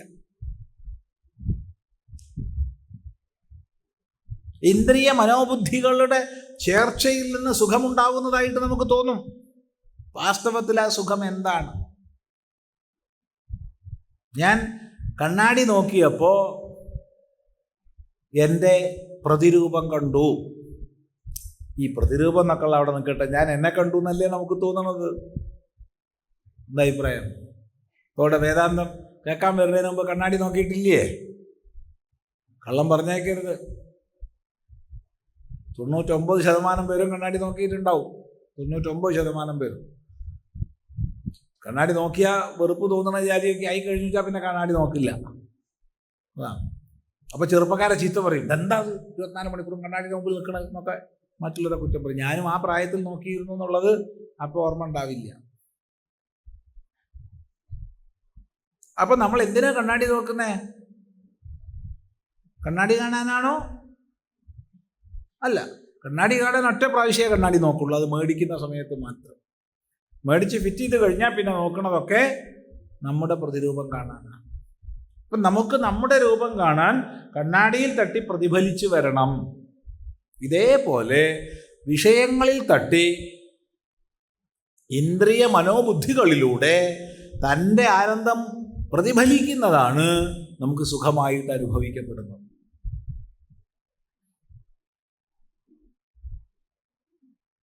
ആ സുഖം ഇന്ദ്രിയത്തിലുള്ളതല്ല, മനസ്സിലുള്ളതല്ല, ബുദ്ധിയിലുള്ളതല്ല, ഒട്ടു വിഷയത്തിലുള്ളതല്ല. ഇവയുടെ ചേർച്ച എൻ്റെ ആനന്ദം പ്രതിഫലിച്ചു വരുന്നതാണ്. അപ്പോൾ രജ്ജുസ്വരൂപം അഹിയോട് ഇതന്തയാർന്നു നിൽക്കുന്നതിന്നിഹ നിദർശനമാം ഇതോർത്താൽ. ഇത് പാമ്പ് എന്ന് പറഞ്ഞിട്ട് നമ്മൾ ഇതന്തയോടുകൂടി പാമ്പിനെ കണ്ടു. ആ ഇതന്ത എവിടുന്ന് വന്നു? കയറിൽ നിന്ന് വന്നു. ഇത് കയറാകുന്നു എന്നുള്ള ഇതന്തയാണ്. ഇത് സർപ്പമാകുന്നു എന്നുള്ളിടത്ത ഇതന്ത. ഇതെന്താ എന്ന് പറഞ്ഞാൽ ഇതെന്ന ഭാവം. ഇതെന്താന്ന് പറഞ്ഞാൽ ഇതെന്ന ഭാവം. അഹന്ത എന്നൊക്കെ നമ്മൾ പറയാറുണ്ട്. അഹം എന്നുള്ളതിന് കൂടെ തല് പ്രത്യേകം ചേർന്നാലാണ് അഹന്ത എന്ന് വരുന്നത്. അഹം പ്ലസ് തല് അഹന്ത, ഇതം പ്ലസ് ത ഇതന്ത. അപ്പം ഇതെന്നുള്ളത് ഞാനെന്നുള്ളത് അഹന്ത, ഇതെന്നുള്ളത് ഇതന്ത. ഇതുപോലെ ശരീരേന്ദ്രിയ മനോബുദ്ധികളോടുകൂടെ ചേർന്ന് സത്യം, ജ്ഞാനം, ആനന്ദം ഇവ പ്രകാശിക്കുന്നു. അതാണ് നമ്മുടെ ലൗകിക അനുഭവം. അപ്പോൾ ഒന്ന് വേർതിരിച്ചിട്ട് ഈ സത്ത്, ഈ ചിത്ത്, ഈ ആനന്ദം ഒന്ന് വേർതിരിച്ച് ഗ്രഹിക്കാൻ ശ്രമിക്കുക. ആ വേർതിരിച്ചുള്ള ശ്രമമാണ് വിചാരം, ആത്മവിചാരം.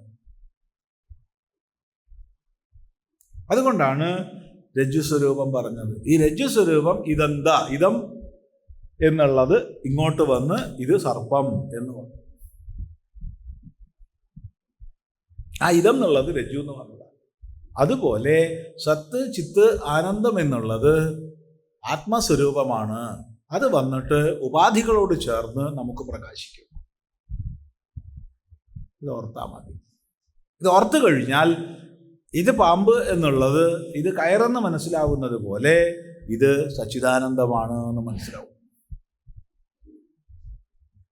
അതിനാണ് ഈ സൂക്ഷ്മ വിചാര പദ്ധതി. നമ്മൾ ഒന്നിച്ചു പോകുന്നുണ്ടോന്നാവോ ചിന്തിക്കുക. നോക്കൂ, അജ്ഞാനവേളയിലും അസ്ഥി വിഭാതി രണ്ടും അജ്ഞാതമല്ല സുഖവും വിലസുന്നു മൂന്നും രജ്ജുസ്വരൂപമഹിയോടും ഇതന്തയാർന്നു നിൽക്കുന്നതിന്നിഹ നിദർശനമാമിതോർത്താൽ. ഇതൊക്കെ ഓർത്താലേ ഉള്ളൂ കേട്ടോ. ഓർത്തിട്ടില്ല ചപ്പോൾ ഒന്നുമില്ല. അതുകൊണ്ടാണ് ഓർത്താൽ എന്ന് ആവർത്തിക്കുന്നത്. അത് ശ്രദ്ധിക്കുക. വിശ്വം വിവേകദശയിങ്കലഴിഞ്ഞു സർവം അസ്വസ്ഥമാകിലും അതിന്ദ്രിയ ദൃശ്യമാകും. ദിക്കിൻ ഭ്രമം വിടുകിലും പുനരിങ്ങിവന്റെ ദൃക്കിന്നു ദൃക്ക് പുനരിങ്ങനെ തന്നെ കാണാം. വളരെ ശ്രദ്ധേയമായ ശ്ലോകമാണ്, ശ്രദ്ധിക്കുക. വിശ്വം വിവേകദശയിങ്കലഴിഞ്ഞു സർവം അസ്വസ്ഥമാകിലും അതിന്ദ്രിയ ദൃശ്യമാകും. ദിക്കിൻ ഭ്രമം വിടുകിലും പുനരിങ്ങിവന്റെ ദൃക്കിന്നു ദിക്കു പുനരിങ്ങനെ തന്നെ കാണാം. വിശ്വം വിവേകദശയിങ്കൽ അഴിഞ്ഞു സർവം അസ്വസ്ഥമാകിലും. ശ്രദ്ധിക്കുക. അപ്പൊ വിശ്വം എന്ന് പറഞ്ഞാൽ സമസ്തം. വിശ്വം എന്ന് പറഞ്ഞാൽ ഈ ഭുവനം, ഈ ലോകം. അവിടെ ഞാനും നീയും ശത്രുവും മിത്രവും എന്തൊക്കെ ഉണ്ട്, എല്ലാം ചേർന്നതാണ് ഈ വിശ്വം. ബന്ധങ്ങളുണ്ട്, സ്വന്തങ്ങളുണ്ട്, ബന്ധുക്കള്, മിത്രങ്ങള്, ശത്രുക്കള് എല്ലാവരും ഉണ്ട്. ആരൊക്കെ ഇല്ലാത്തത് നോക്കിയാൽ മതി. ഇതൊക്കെ ചേർന്നതാണ് വിശ്വം. അപ്പൊ എന്താണ് ഈ വിശ്വം? ഇത് ഉള്ളതാണോ അല്ലയോ എന്ന് നിരൂപണം ചെയ്തു. അപ്പൊ നേരത്തെ പലപ്പോഴും പറഞ്ഞു ഇത് വ്യവഹാര ദശയിൽ മാത്രമാണ് ഈ വിശ്വം ഉള്ളത് എന്ന് നേരത്തെ പറഞ്ഞു. വ്യവഹാരത്തിനപ്പുറത്ത് ഈ വിശ്വത്തിന് ഒരസ്തിത്വവും ഇല്ല, ഒരു നിലനിൽപ്പും ഇല്ല. നമ്മൾ പലവരും ചിന്തിച്ച വിഷയമാണ്.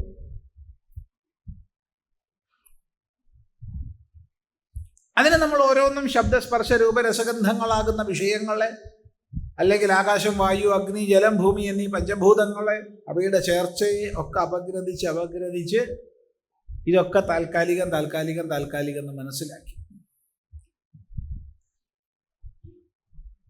ഏത് വിഷയത്തെ വേണമെങ്കിലും എടുത്തോളൂ. ഒരു ചേരുംപടി ചേർത്ത് വെച്ച് കെട്ടിയപ്പോൾ ഇങ്ങനെയൊക്കെയായി, അത്രയേ ഉള്ളൂ. ഇല്ലേ? നമ്മൾ അഭിമാനിക്കുന്നതിൽ ഏറ്റവും അടിസ്ഥാനമായി തന്നെ ശരീരം വരുന്നുണ്ട്, ഞാൻ എന്നുള്ള അഭിമാനത്തിൽ. അതിനാണ് നമ്മൾ പേരിടുന്നത്. സ്വാമി ചിദാനന്ദപുരി ഈ ശരീരത്തിൻ്റെ പേരാണ്, അല്ലാണ്ട് വേറെ ആർക്കാ പേര്? ഇതെന്താ? കുറേ എല്ലും കൂട്ടം, കുറേ മാംസം, കുറേ പേശികൾ, ഒരു 5.5 ലിറ്റർ 6 ലിറ്ററോളം രക്തം,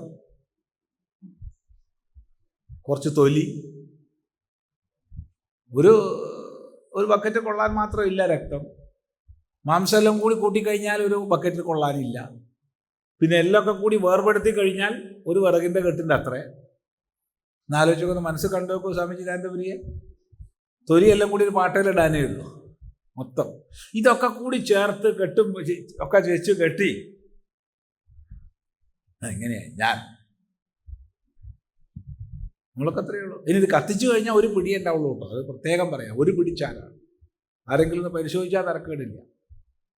അവനവൻ്റെ കേട്ടോ, വേറെ ആരതും അല്ല. അവനവൻ്റെ ശരീരം കത്തിക്കഴിഞ്ഞാൽ അവനവൻ്റെ കൈ കൊള്ളാനുള്ള അത്രയേ ഉണ്ടാവുള്ളൂ. ഇതാണ് അതിൻ്റെ കണക്ക്. ആരെങ്കിലും പരിശോധിച്ചിട്ട് പറഞ്ഞു തന്നോ? ഇത്രയേ ഉണ്ടാവുള്ളൂ.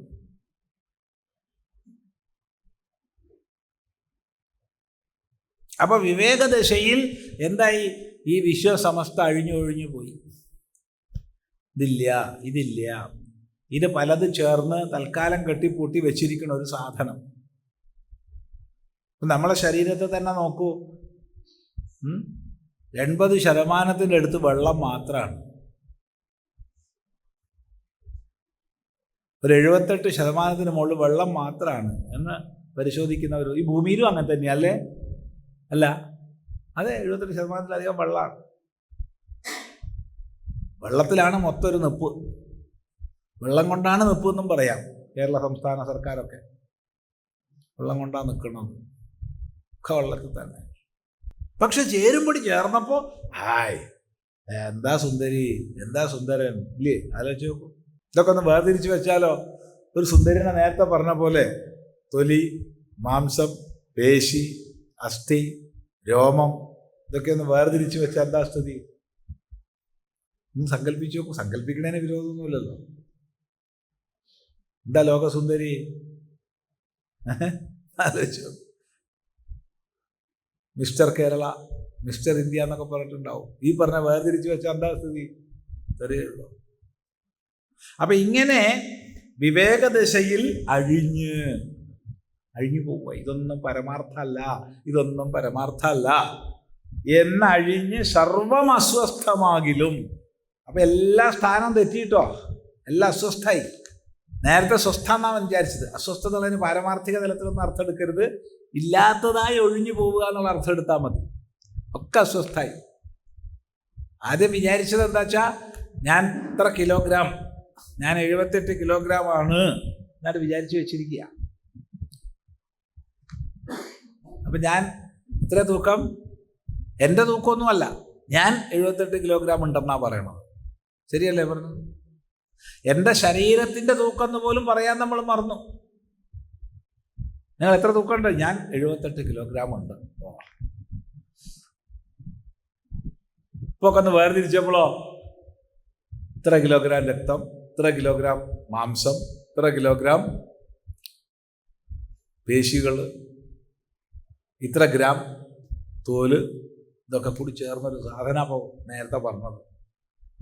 ഇതേപോലെ നിരൂപണം ചെയ്തപ്പോൾ ഇതാണോ സത്യം, ഇതാണോ സത്യം, ഇതാണോ സത്യം എന്ന് നിരൂപണം ചെയ്തപ്പോൾ സകലവും അസ്വസ്ഥമാകിലും, മനസ്സിലായല്ലോ? ഇപ്പോൾ ഒന്നുമില്ല എന്ന് മനസ്സിലായി. എങ്കിലും ഇന്ദ്രിയ ദൃശ്യമാകും. ഇവിടെയാണ് നേരത്തെ ഒരു ചോദ്യം ചോദിച്ചത്. അദ്വൈതി ദ്വൈതത്തെ കാണുന്നുവോ ഇല്ലയോ? നേരത്തെ ചോദിച്ചു. നമ്മൾ നേരത്തെ മറുപടി പറഞ്ഞിട്ടുണ്ട്. അദ്വൈതിയാണ് ദ്വൈതത്തെ ഏറ്റവും നന്നായി കാണുന്നത്. കാരണം നേരത്തെ നമ്മൾ പറഞ്ഞ ദൃഷ്ടാന്തം ആവർത്തിച്ചാൽ, കാടിൻ്റെ ഗഹനത കാടിനുള്ളിൽപ്പെട്ടവന് ശരിക്കും തിരിച്ചറിയാൻ കഴിയില്ല. അതിൻ്റെ വൈപുല്യം അത് പുറമേ നോക്കിയാലേ അറിയുള്ളൂ. ഇതുപോലെ ദ്വൈതത്തെ അതിക്രമിച്ച ആൾക്ക് ശരിക്കും ദ്വൈതത്തെ മനസ്സിലാക്കാൻ കഴിയുള്ളൂ. അപ്പം ഇത് മിഥ്യയാണെന്ന് അറിഞ്ഞാലും കാണും, ഇത് മിഥ്യയാണെന്ന് അറിഞ്ഞാലും ദ്വൈതത്തെ കാണും. ഇത് പ്രത്യേകം മനസ്സിലാക്കണം. ഇത് ആധ്യാത്മിക പ്രഭാഷകന്മാർ ഇവിടെ ഉണ്ടാക്കണ പൊല്ലാപ്പ് കുറച്ചൊന്നുമല്ല. ഈ ആധ്യാത്മിക പ്രഭാഷകന്മാർ പലപ്പോഴും ആത്മജ്ഞാനി എല്ലാത്തിനെയും ആത്മാവായിട്ടാണ് കാണുന്നത്. എടാ, കുറച്ചുകൂടി കടന്നിട്ട് പറയും, അവൻ വിദ്യാവിനയ സമ്പന്നനായ ബ്രാഹ്മണനെയും പശുവേയും ആനയെയും പട്ടിയെയും പട്ടിയെ പാകം ചെയ്ത് കഴിക്കുന്നവനെയും ഒരുപോലെ കാണുന്നു. ആരാ പറയുക? ആധ്യാത്മിക പ്രഭാഷണത്തിൽ പറയും. എങ്കിലൊന്നേ പറയാനുള്ളൂ, അയാളെ അടിയന്തരമായി കണ്ണ് ഡോക്ടറെ അടുത്ത് കൊണ്ടുപോകണം. ആനേനെയും പട്ടീനെയും ഒരുപോലെയാണ് കാണുന്നത് വെച്ചാൽ എങ്ങനെയുണ്ട്? കണ്ണിന് വലിയ കുഴപ്പമുണ്ടെന്നല്ലേ അർത്ഥം? അല്ല അല്ലേ? ഗീതയിൽ ഭഗവാൻ പറഞ്ഞിട്ടുണ്ട് സ്വാമി? ഇല്ല, പറഞ്ഞിട്ടില്ല സ്വാമി. ഗീത വായിച്ചിട്ടില്ല എന്ന് തോന്നുന്നു. വായിച്ചിട്ടുണ്ട്. പിന്നെ വിദ്യാവിനയ സമ്പന്നേ ബ്രാഹ്മണേ, സപ്തമി വിഭക്തി. ഗവി സപ്തമി വിഭക്തി, ഹസ്തിനി സപ്തമി വിഭക്തി, ശുനി സപ്തമി വിഭക്തി, ശപാകേ സപ്തമി വിഭക്തി. അവിടെ വിദ്യാവിനയ സമ്പന്നനായ ബ്രാഹ്മണനെയും നല്ല, വിദ്യാവിനയ സമ്പന്നനായ ബ്രാഹ്മണനിലും പശുവിലും ആനയിലും പട്ടിയിലും പട്ടിയെ പാകം ചെയ്യുന്നവനിലും സമത്തെ കാണുന്നു. അല്ലാണ്ട് പട്ടിയെയും ആനയെയും ഒരുപോലെ കാണുന്നു എന്നല്ല. പട്ടിയിലും ആനയിലും ഒന്നാണെന്ന് കാണുന്നു. പട്ടി ആനയും ഒരിക്കലും ഒന്നല്ല. അങ്ങനെ വേദാന്തം പഠിച്ചാൽ ഉണ്ടാവുന്ന അപകടങ്ങൾ കുറച്ചൊന്നുമല്ല. ശ്രീരാമകൃഷ്ണദേവൻ പറയുന്ന കഥ ഓർമ്മിക്കുക. ഗുരുനാഥൻ പറഞ്ഞു എല്ലാം ബ്രഹ്മമാണ്, എല്ലാം ബ്രഹ്മമാണ്. ശിഷ്യം പഠിച്ചു എല്ലാം ബ്രഹ്മമാണ്. വഴിയിലൂടെ നടന്നു പോകുമ്പോൾ ആന വരുന്നുണ്ട് എതിരെ. മുകളിൽ നിന്ന് ആനപ്പാപ്പാൻ വിളിച്ചു പറഞ്ഞു, മാറിക്കോ, ആനയ്ക്ക് മത ഇളകിയിട്ടുണ്ടാ, ഓടിക്കോ, മാറ്, വഴിയിൽ നിന്ന് മാറ്. അപ്പം ഇയാൾ വിചാരിച്ചു ഗുരുനാഥൻ പറഞ്ഞത് എല്ലാം ബ്രഹ്മമല്ലേ. ആന പിടിച്ച് ചുഴറ്റി ഒരൊറ്റ ഏറ് കൊടുത്തു, എല്ലൊക്കെ പൊട്ടി. ഇയാൾ വേദനിച്ചപ്പോൾ ആശുപത്രിയിൽ പോകണമെന്നുള്ള ചിന്തയല്ല ഇയാൾക്ക്. ഗുരുവിൻ്റെ അടുത്തൊന്ന് പോകണം, 2 വർത്താനം ചോദിക്കണം. ഇജാതി ആളെ പറ്റിക്കുക. ആ ഗുരുവിൻ്റെ വാക്ക് വിശ്വസിച്ചിട്ടല്ലേ ഇപ്പോൾ ഇതൊക്കെ പറ്റിയത്. 2 ന്യായം ചോദിച്ചിട്ട് തന്നെ കാര്യം. ഒരുവിധം എഴിഞ്ഞ് ഗുരുവിൻ്റെ അടുത്തെത്തി. എന്താ പറ്റിയത്? നിങ്ങളെ ഉപദേശം തന്നെ ഈ കോലത്തിലാക്കി മനുഷ്യനെ. അപ്പോഴാണ് ഗുരുനാഥൻ ചോദിച്ചത്, സംസാരിക്കുന്ന ബ്രഹ്മം പറയുന്നത് കേൾക്കാതെ സംസാരിക്കാത്ത ബ്രഹ്മത്തെ കേട്ടത് എന്ത്? 2 ബ്രഹ്മാണെങ്കിൽ മുകളിലത്തെ ബ്രഹ്മല്ലേ നിന്നോട് പറഞ്ഞത് മാറാൻ? അതെന്ത് കേൾക്കാഞ്ഞത്? ഈ ജാതി പൊട്ടത്തരം നമ്മുടെ ജീവിതത്തിൽ സംഭവിക്കും. അത് ശ്രദ്ധിക്കുക. അതുകൊണ്ട് മനസ്സിലാക്കുക, ഈ ദ്വൈതം അഴിഞ്ഞൊഴിഞ്ഞു പോയാലും ദ്വൈതം കാണും. പിന്നെന്താ വ്യത്യാസം? ഇത് ഇന്നലെയെ പോലെ നിന്നെ ബന്ധിക്കുകയില്ല, അത്രയേ ഉള്ളൂ, വേറെ ഒന്നുമില്ല. അല്ലാണ്ട് ജ്ഞാനി വിജ്ഞാനി ദ്വൈതം കാണുന്നില്ല എന്നാരും പറഞ്ഞേക്കരുത്. വിജ്ഞാനിക്ക് ശരീരമോ ഇന്ദ്രിയമോ മനസ്സോ ബുദ്ധിയോ ഇല്ലാതാവുക അല്ല ചെയ്യണത്. അത് പ്രത്യേകം ശ്രദ്ധിക്കണം. നമ്മളവിടെ ആ റോഡിൽ വെള്ളമില്ല എന്ന് മനസ്സിലാക്കി, പ്രമാണ വിചാരം കൊണ്ട് മനസ്സിലാക്കി. പിന്നെ വെള്ളം കാണുമല്ലയോ? എന്താ അഭിപ്രായം? കാണും. റോഡിൽ നല്ല നീണ്ടു നിവർന്ന് കിടക്കുന്ന റോഡിൽ ഉച്ചയ്ക്ക് ശേഷമുള്ള സമയത്ത് വെള്ളം കാണും. നമുക്കറിയാം വെള്ളമില്ല, എന്നാലും കാണും. പിന്നെന്താ വ്യത്യാസം? മുമ്പ് അവിടെ വെള്ളമുണ്ട് എന്ന് നമ്മൾ വിചാരിച്ചു, ഇപ്പോൾ ആ കാഴ്ച വെറും ഭ്രാന്തിയാണെന്ന് അറിയുന്നു, അത്രയേ ഉള്ളൂ. അല്ലാണ്ട് കാണില്ല എന്ന് പറഞ്ഞേക്കരുത്. അതാണ് പറയുന്നത്, അസ്വസ്ഥമാകിലും ഇത് ഇന്ദ്രിയ ദൃശ്യമാകും. വിജ്ഞാനി ആയാലും ഈ ദ്വൈത പ്രപഞ്ചത്തെ കാണും. അയാളുടെ മുമ്പിലും ഈ ദ്വൈത പ്രപഞ്ചം നിലനിൽക്കും. പിന്നെന്താ വ്യത്യാസം? മുമ്പുള്ളതുപോലെ അയാളെ ബന്ധിക്കില്ല. ഒന്നിനോട് ഒട്ടാതെ എല്ലാത്തിൻ്റെയും മധ്യത്തിൽ ജീവിക്കാൻ കഴിയും. ഒട്ടലില്ലാതെ ജീവിക്കാൻ പറ്റും. അതെന്തൊരു സുഖാന്ന് ആലോചിച്ച് നോക്കൂ. ഒട്ടലില്ലാതെ ജീവിക്കണം എന്തൊരു സുഖ. പക്ഷെ കാലം പോയി നമ്മളിപ്പോൾ വിചാരിച്ചിരിക്കുന്നത് ഈ ഒട്ടലാണ് സ്നേഹം എന്നാണ് വിചാരിച്ചിരിക്കുന്നത്. സ്നേഹം വേറെ, ഒട്ടിച്ചേരൽ വേറെ. മനസ്സിലാക്കുക. ശരി. ദിക്കിൻ ഭ്രമം വിടുകിലും പുനരിങ്ങിവന്റെ ദൃക്കിന്നു ദിക്ക് പുനരിങ്ങനെ തന്നെ കാണാം. ഏതൊക്കെയാ ദിക്ക്? ദിക്ക് എന്തൊക്കെയാ? കിഴക്ക്, പടിഞ്ഞാറ്, തെക്ക്, വടക്ക്. ഇത്രയേ ഉള്ളൂ ആദ്യം. പിന്നെ കോണുകളായി. അങ്ങനെ നോക്കിക്കഴിഞ്ഞാൽ 8ആയി. പിന്നെ മുകളിലും താഴെ നോക്കിക്കഴിഞ്ഞാൽ 10ആയി. ഈ 10 ദിക്ക് ഒന്ന് എടുത്തോളൂ. നമുക്കിതിൽ ദിഗ്ഭ്രമം തോന്നുന്ന സ്ഥിതികളുണ്ട്. ഒരു പുതിയ നാട്ടിൽ ചെന്ന് കഴിഞ്ഞാൽ ഏതാപ്പോ പടിഞ്ഞാറ്, ഏതാ തെക്ക് ഒന്നും മനസ്സിലായി എന്ന് വരില്ല. പിന്നെ സാമാന്യം മനസ്സിലാക്കാം. സൂര്യൻ ഏകദേശം സമയമൊക്കെ നോക്കിയിട്ട് ഇന്ന ഭാഗത്താണ്, അതുകൊണ്ട്. പക്ഷെ അത് ഉറപ്പൊന്നുമില്ല. കാരണം ഉത്തരായണത്തിലും ദക്ഷിണായനത്തിലും സൂര്യൻ്റെ ഗതിക്ക് മാറ്റമുണ്ട്. അത് ഭൂപ്രദേശം അനുസരിച്ച് മാറ്റമുണ്ട്. ഒക്കെ വലിയ പ്രശ്നം തന്നെയാണ്. ഈ സമയം എന്ന് പറഞ്ഞാൽ തന്നെ പ്രശ്നമാണ് ഇല്ലേ?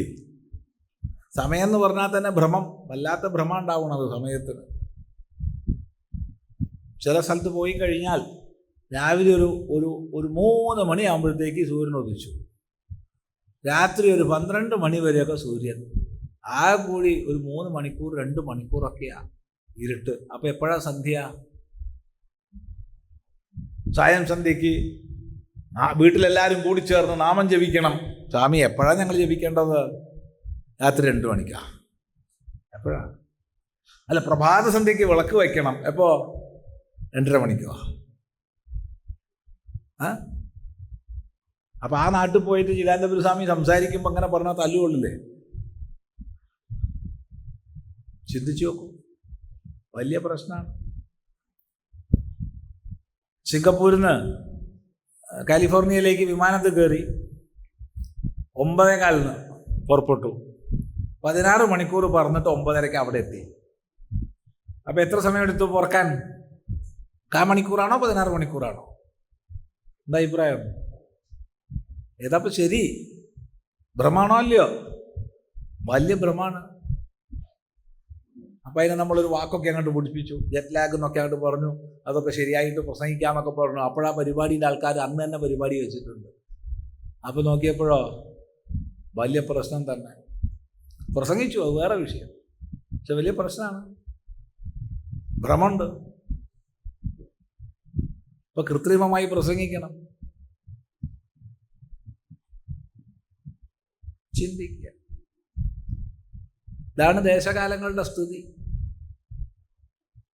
ഇതാണ് ദേശകാലങ്ങളുടെ സ്ഥിതി. ഇതൊക്കെ മനസ്സിലാക്കിയാലും ദിഗ്ഭ്രമം വന്നു. ഏതാ കിഴക്ക്, ഏതാ പടിഞ്ഞാറ്, ഏതാ തെക്ക് എന്നൊന്നും അറിയില്ല. അപ്പോൾ ഭ്രമം വന്നു. അപ്പോൾ ചോദിച്ചു, മനസ്സിലാക്കി, ഇതാണ് കിഴക്ക് എന്ന് മനസ്സിലായി. ആ നാട്ടിൽ വേറെ സ്ഥലത്ത് പോയി അങ്ങോട്ട് പോയി. അതേ ആൾക്ക് പിന്നെയും കാണും. അത് മനസ്സിലാക്കിയിട്ടുണ്ട് ഇതാ കിഴക്ക് എന്ന്, എന്നാലും ഭ്രമം ഉണ്ടാവും. പിന്നെയും ദിക്ക്, ഇത് കിഴക്ക്. ഈ കിഴക്ക് പടിഞ്ഞാറ് എന്നൊക്കെ ഉള്ളത് വലിയ പ്രശ്നമാണ്. ചില നാട്ടിൽ ചില ആൾക്കാരെ പ്രസംഗമൊക്കെ കേൾക്കുമ്പോൾ വിഷമം തോന്നും. ഈ പാശ്ചാത്യ സംസ്കാരം എന്നൊക്കെ പറഞ്ഞിട്ട് 1000 നാവുകൊണ്ട് പറയും. പാശ്ചാത്യ സംസ്കാരത്തെ കുറ്റം പറയും. ധാരാളം പേര് പറഞ്ഞ് കേൾക്കാറുണ്ട്. നമ്മളെ വായിൽ നിന്ന് ഇതുവരെ വന്നിട്ടില്ല കേട്ടോ. കാരണം ഏതാ പാശ്ചാത്യം? നിങ്ങളുടെ അഭിപ്രായം എന്താ? ഏതാ പാശ്ചാത്യം? ആർക്കെങ്കിലും പറയാൻ അറിയുക? അത് സ്വാമി, യൂറോപ്പിൻ്റെയും അമേരിക്കയുടെയും ഒക്കെ സംസ്കാരത്തെ കൊണ്ടാണ് നമ്മൾ പാശ്ചാത്യ സംസ്കാരം എന്ന് പറയണത്. അങ്ങനെയാണെങ്കിൽ ഓസ്ട്രേലിയയോ പൗരസ്ത്യല്ലേ? അപ്പം അതിനെ നിങ്ങൾ പാശ്ചാത്യം എന്ന് പറയും. അതെങ്ങനെയാണ്? ഭൂമിയിൽ 2ആയി വിഭജിക്കുന്ന ഒരു രേഖ ഉണ്ടായിരുന്നെങ്കിൽ നമുക്ക് പറയാം ഇത് പടിഞ്ഞാറാണ്, ഇത് കിഴക്കാണ്. കിഴക്കോട്ട് പോയാൽ പടിഞ്ഞാറോട്ട് എത്തുമില്ലയോ? എത്തും. പടിഞ്ഞാറോട്ട് പോയാൽ കിഴക്കോട്ട് എത്തുമില്ലയോ? അതും എത്തും. പിന്നെ ഏതാ പടിഞ്ഞാറ്, ഏതാ കിഴക്ക്? ഇവിടുന്ന് കിഴക്കോട്ടും അമേരിക്കയിലേക്ക് പോവാം, ഇവിടുന്ന് പടിഞ്ഞാറോട്ടും അമേരിക്കയിലേക്ക് പോവാം. അപ്പോൾ അമേരിക്ക കിഴക്കാണോ പടിഞ്ഞാറാണോ? എന്താ നിങ്ങളുടെ അഭിപ്രായം? ഇല്ല, അറിയാത്തോണ്ട് ചോദിക്കുക. ഞാൻ ഇവിടെയൊക്കെ പോയി നോക്കി, എനിക്ക് തോന്നിയിട്ടില്ല ഒന്നും. ഇന്ന രാജ്യം കിഴക്കാണ്, ഇന്ന രാജ്യം പടിഞ്ഞാറാണ്, എനിക്ക് തോന്നിയിട്ടില്ല. എൻ്റെ വിവരക്കേടായിരിക്കാം. അതുകൊണ്ട് വെസ്റ്റേൺ ഈസ്റ്റേണിനെ വിഭജിക്കുന്നതിനോട് എനിക്ക് യോജിപ്പില്ല. ഓറിയൻ്റൽ ഓക്സിഡൻ്റൽ വിഭജിക്കുന്നതിനോട് യോജിപ്പില്ല. ആപേക്ഷികമാണ്, തീർത്തും ആപേക്ഷികമാണ്.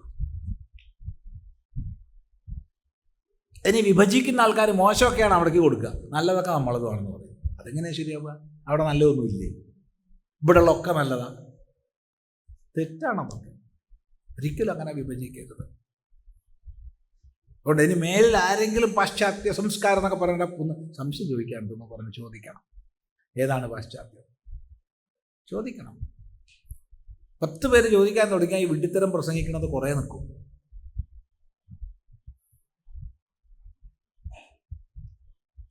അതാ പറയണത്. ഇത് മനസ്സിലാക്കി കഴിഞ്ഞാലും നമ്മൾ കിഴക്കുണ്ട് എന്ന് പറയും. ഏതാ കിഴക്ക്? സൂര്യൻ ഉദിക്കുന്ന സ്ഥലം കിഴക്ക് ആണല്ലോ, ആണല്ലോ, സമ്മതിച്ചല്ലോ. അപ്പം ആരുടെ അപേക്ഷയിലാണ് കിഴക്ക്? സൂര്യൻ്റെ അപേക്ഷയിലാണോ ഭൂമിയുടെ അപേക്ഷയിലാണോ? ഭൂമിയിലിരുന്ന് നോക്കുന്ന നമ്മെ സംബന്ധിച്ച് സൂര്യൻ ഉദിക്കുന്ന ഭാഗം കിഴക്കാണ്. നമ്മൾ വളരെ വേഗതയിൽ സഞ്ചരിക്കുന്ന ഒരു വാഹനം ഉപയോഗിച്ച് ഈ സൗരയൂഥത്തിൻ്റെ മറ്റേ ഭാഗത്തേക്ക് കടന്നു. ഇപ്പൊ സൂര്യൻ ഏത് ഭാഗത്താണ് ഉദിക്കുക? പടിഞ്ഞാറ്. അപ്പൊ ഇപ്പൊ നമ്മൾ പടിഞ്ഞാറ് എന്ന് പറയുന്നതല്ലേ അവിടെ കിഴക്ക് എന്ന് പറയുക? അപ്പം അതോ ശരി ഇതോ ശരി എന്താണ്? അറിയാത്തോണ്ട് ചോദിക്കുക. നമ്മൾ ശീർഷാസനത്തിൽ നിൽക്കുമ്പോൾ ആരാപ്പ തല കുത്തി നിൽക്കണത്? അപ്പുറത്ത് അല്ലേ? മറ്റേ ആള് ശബരിമലയിൽ ഒരാൾ അനൗൺസ്മെന്റ് പോയിട്ട് പറഞ്ഞിട്ട് എൻ്റെ കൂടെ വന്ന 48 സ്വാമിമാർക്കും വഴി തെറ്റിയിട്ടുണ്ടെന്നാണ്. ഒരു ബസ്സിലാകെ 49 പേരാ വന്നത്. അപ്പൊ ആർക്കാ വഴി തെറ്റിയത്? എൻ്റെ കൂടെ വന്ന 48 പേർക്കും വഴി തെറ്റിയിട്ടുണ്ട്. അവർ മൈക്ക് പോയിന്റിൽ എത്തേണ്ടതാണ്. ആർക്കാ വഴി തെറ്റിയത്? ഇന്നത്തെ ലോകം ഒന്നും ഒരു ശരിയില്ല കേട്ടോ. ഇന്നത്തെ കുട്ടികളൊന്നും ഒരു ശരിയില്ല, ഒക്കെ മഹാപകട. ആർക്കാ ധരികേട്? നോക്കണം നമുക്കാണ് ശരികേട്, കുട്ടികൾക്കല്ല. കുട്ടികൾ നല്ല മക്കളാണ്. ഇവിടുത്തെ മക്കൾ നമ്മളെക്കാൾ കഴിവുള്ള കുട്ടികളാണ്. എല്ലാം ഒന്നിനൊന്ന് മെച്ചാ. പക്ഷെ നമുക്കാണ് തകരാറ്. നമ്മൾ തലതിരിഞ്ഞ് നോക്കിയിട്ട് പറയുക അതൊക്കെ തലതിരിഞ്ഞിട്ടാണുള്ളത് കേട്ടോ. എന്തിനാണത്? ചിന്തിക്കുക. അപ്പൊ അതുകൊണ്ട് പറയാണ്, ദിക്കിൻ ഭ്രമം വിടുകിലും പുനരിങ്ങിവന്റെ ദൃക്ക് കാണുന്നവൻ ദൃക്കിന് ദിക്ക് പുനരിങ്ങനെ തന്നെ കാണാം. ഇത് തീർത്തും ആപേക്ഷികമാണെന്ന് അറിഞ്ഞാലും ഇങ്ങനെ തന്നെ കാണും. ഇത് തീർത്തും ആപേക്ഷികമാണെന്ന് അറിഞ്ഞാലും ഇങ്ങനെ തന്നെ കാണും. നമ്മൾ ചെറിയ കുട്ടികളാകുമ്പോൾ ഒരു കളി കളിക്കുകയായിരുന്നോ? നിങ്ങൾ എത്ര പേര് കളിച്ചിട്ടുണ്ടെന്ന് അറിയില്ല. നല്ല വെയിലത്ത് അല്പം ചെരിഞ്ഞിട്ട് നിൽക്കുക. അപ്പം നിലത്ത് നമ്മുടെ നിഴല് രൂപപ്പെടും. ഈ കളി കളിച്ചിട്ടുണ്ടോ? അതിൻ്റെ ഏകദേശം നെഞ്ചിലേക്ക് നോക്കണം. അങ്ങനെ നെഞ്ചിലേക്ക് നോക്കി ഒരു 5 മിനിറ്റ് നിൽക്കണം. എന്നിട്ട് പെട്ടെന്ന് ആകാശത്തേക്ക് നോക്കണം. പെട്ടെന്ന്. അപ്പോൾ ഈ ആകാരം നേരെ വിപരീത വർണ്ണത്തിൽ മുകളിൽ കാണും. ഒന്ന് പരിശോധിക്കില്ല. ഇത് ചെയ്യാത്തവരാരെങ്കിലും ഉണ്ടെങ്കിൽ ചെയ്തു നോക്കും. പണ്ട് കുട്ടികളാകുമ്പോൾ സ്ഥിരം ചെയ്യണതാണ്. അത് സുഖ കാണാൻ. കാരണം വലിയ എണ്ണ കാണും. ചെറിയ എണ്ണയല്ല. എന്നെ വലുതായി കാണുന്ന എപ്പോഴും ഇഷ്ടമാണല്ലോ, ഇല്ലേ? എന്നെ വലുതായി കാണുന്ന എല്ലാവർക്കും ഇഷ്ടമല്ലേ? എന്താ ആണോ അല്ലയോ? അറിയാത്തോണ്ട് ചോദിക്കുക. അപ്പം ഞാൻ എൻ്റെ നിഴലിനെ നേരെ ആകാശത്ത് മുകളിൽ കാണുകയായി. ഇല്ല എന്ന് പറയാൻ വേറൊരാൾ കൈ സ്വാതന്ത്ര്യം ഇല്ല. ഞാൻ കാണുന്നു എന്നുള്ളത് എൻ്റെ അനുഭവമാണ്. എന്നാൽ അവിടെ ഉണ്ടോ? ഇല്ല. അത് കണ്ണിൻ്റെ ഒരു വിഭ്രാന്തി ദർശനം മാത്രമാണ്. അത് ഭ്രാന്തി ദർശനമാണ്. അത് ഫോട്ടോണിക്സ് പഠിക്കണവർ വിശദീകരിച്ചോട്ടെ. അതിൻ്റെ പണി നമുക്കില്ല. പ്രകാശത്തെക്കുറിച്ച് പഠിക്കുന്ന ശാസ്ത്രജ്ഞന്മാരത് വ്യാഖ്യാനിച്ചോട്ടെ. പക്ഷെ നമ്മൾ അനുഭവം പറയുന്നു. അതുപോലെ അപ്പം ഇത് അങ്ങനെ രൂപ അവിടെ ഇല്ല എന്ന് അറിയുന്ന ഒരാൾ നോക്കിയാൽ കാണുമല്ലയോ? കാണും. അങ്ങനെ രൂപ അവിടെ ഇല്ല, ഇത് നേത്രത്തിൻ്റെ ഭ്രമമാണ് എന്ന് അറിഞ്ഞു ഒരാൾ, എന്നിട്ട് നോക്കിയാലോ? കാണും. അപ്പം ഭ്രമമാണെന്ന് അറിഞ്ഞാലും കാണും. പിന്നെ എന്താ വ്യത്യാസം എന്ന് ചോദിച്ചാൽ, പണ്ടത് കണ്ടപ്പോൾ അത് പ്രേതാണ്, അത് പിശാചാണ്, അത് യക്ഷിയാണ് എന്നൊക്കെ വിചാരിച്ചിരുന്നു. ഇപ്പം ഒന്നും വിചാരിക്കില്ല. അപ്പോൾ ഇത് കണ്ണിൻ്റെ ഭ്രമം കൊണ്ട് കാണുന്ന ഒരു കാഴ്ചയാണെന്ന് മനസ്സിലാക്കും. ഇതാണ് വ്യത്യാസം. വ്യക്തമാണോ പറഞ്ഞത്? അതുകൊണ്ട് ദിക്കിൻ ഭ്രമം വിടുകിലും പുനരിങ്ങിവന്റെ ദൃക്കിന്നു ദിക്ക് പുനരിങ്ങനെ തന്നെ കാണാം. ലളിത പദാവലികളാണ്, ലളിതമായ മലയാള പദങ്ങളാണ്. നോക്കൂ. വിശ്വം വിവേകദശൈങ്കലഴിഞ്ഞു സർവം അസ്വസ്ഥമാകിലും അതിന്ദ്രിയ ദൃശ്യമാകും. ദിക്കിൻ ഭ്രമം വിടുകിലും പുനരിങ്ങിവന്റെ ദൃക്കിന്നു ദിക്കു പുനരിങ്ങനെ തന്നെ കാണാം. സത്യത്തിലില്ല യുലകം സകലം വിവേകവിധ്വസ്തമായ പിറകും വിലസുന്നു മുൻപോൽ. നിസ്തർക്കമായി മരുവിലില്ലിഹ നീരമെന്നു സിദ്ധിക്കിലും വിലസിടുന്നിതു മുൻപ്രകാരം.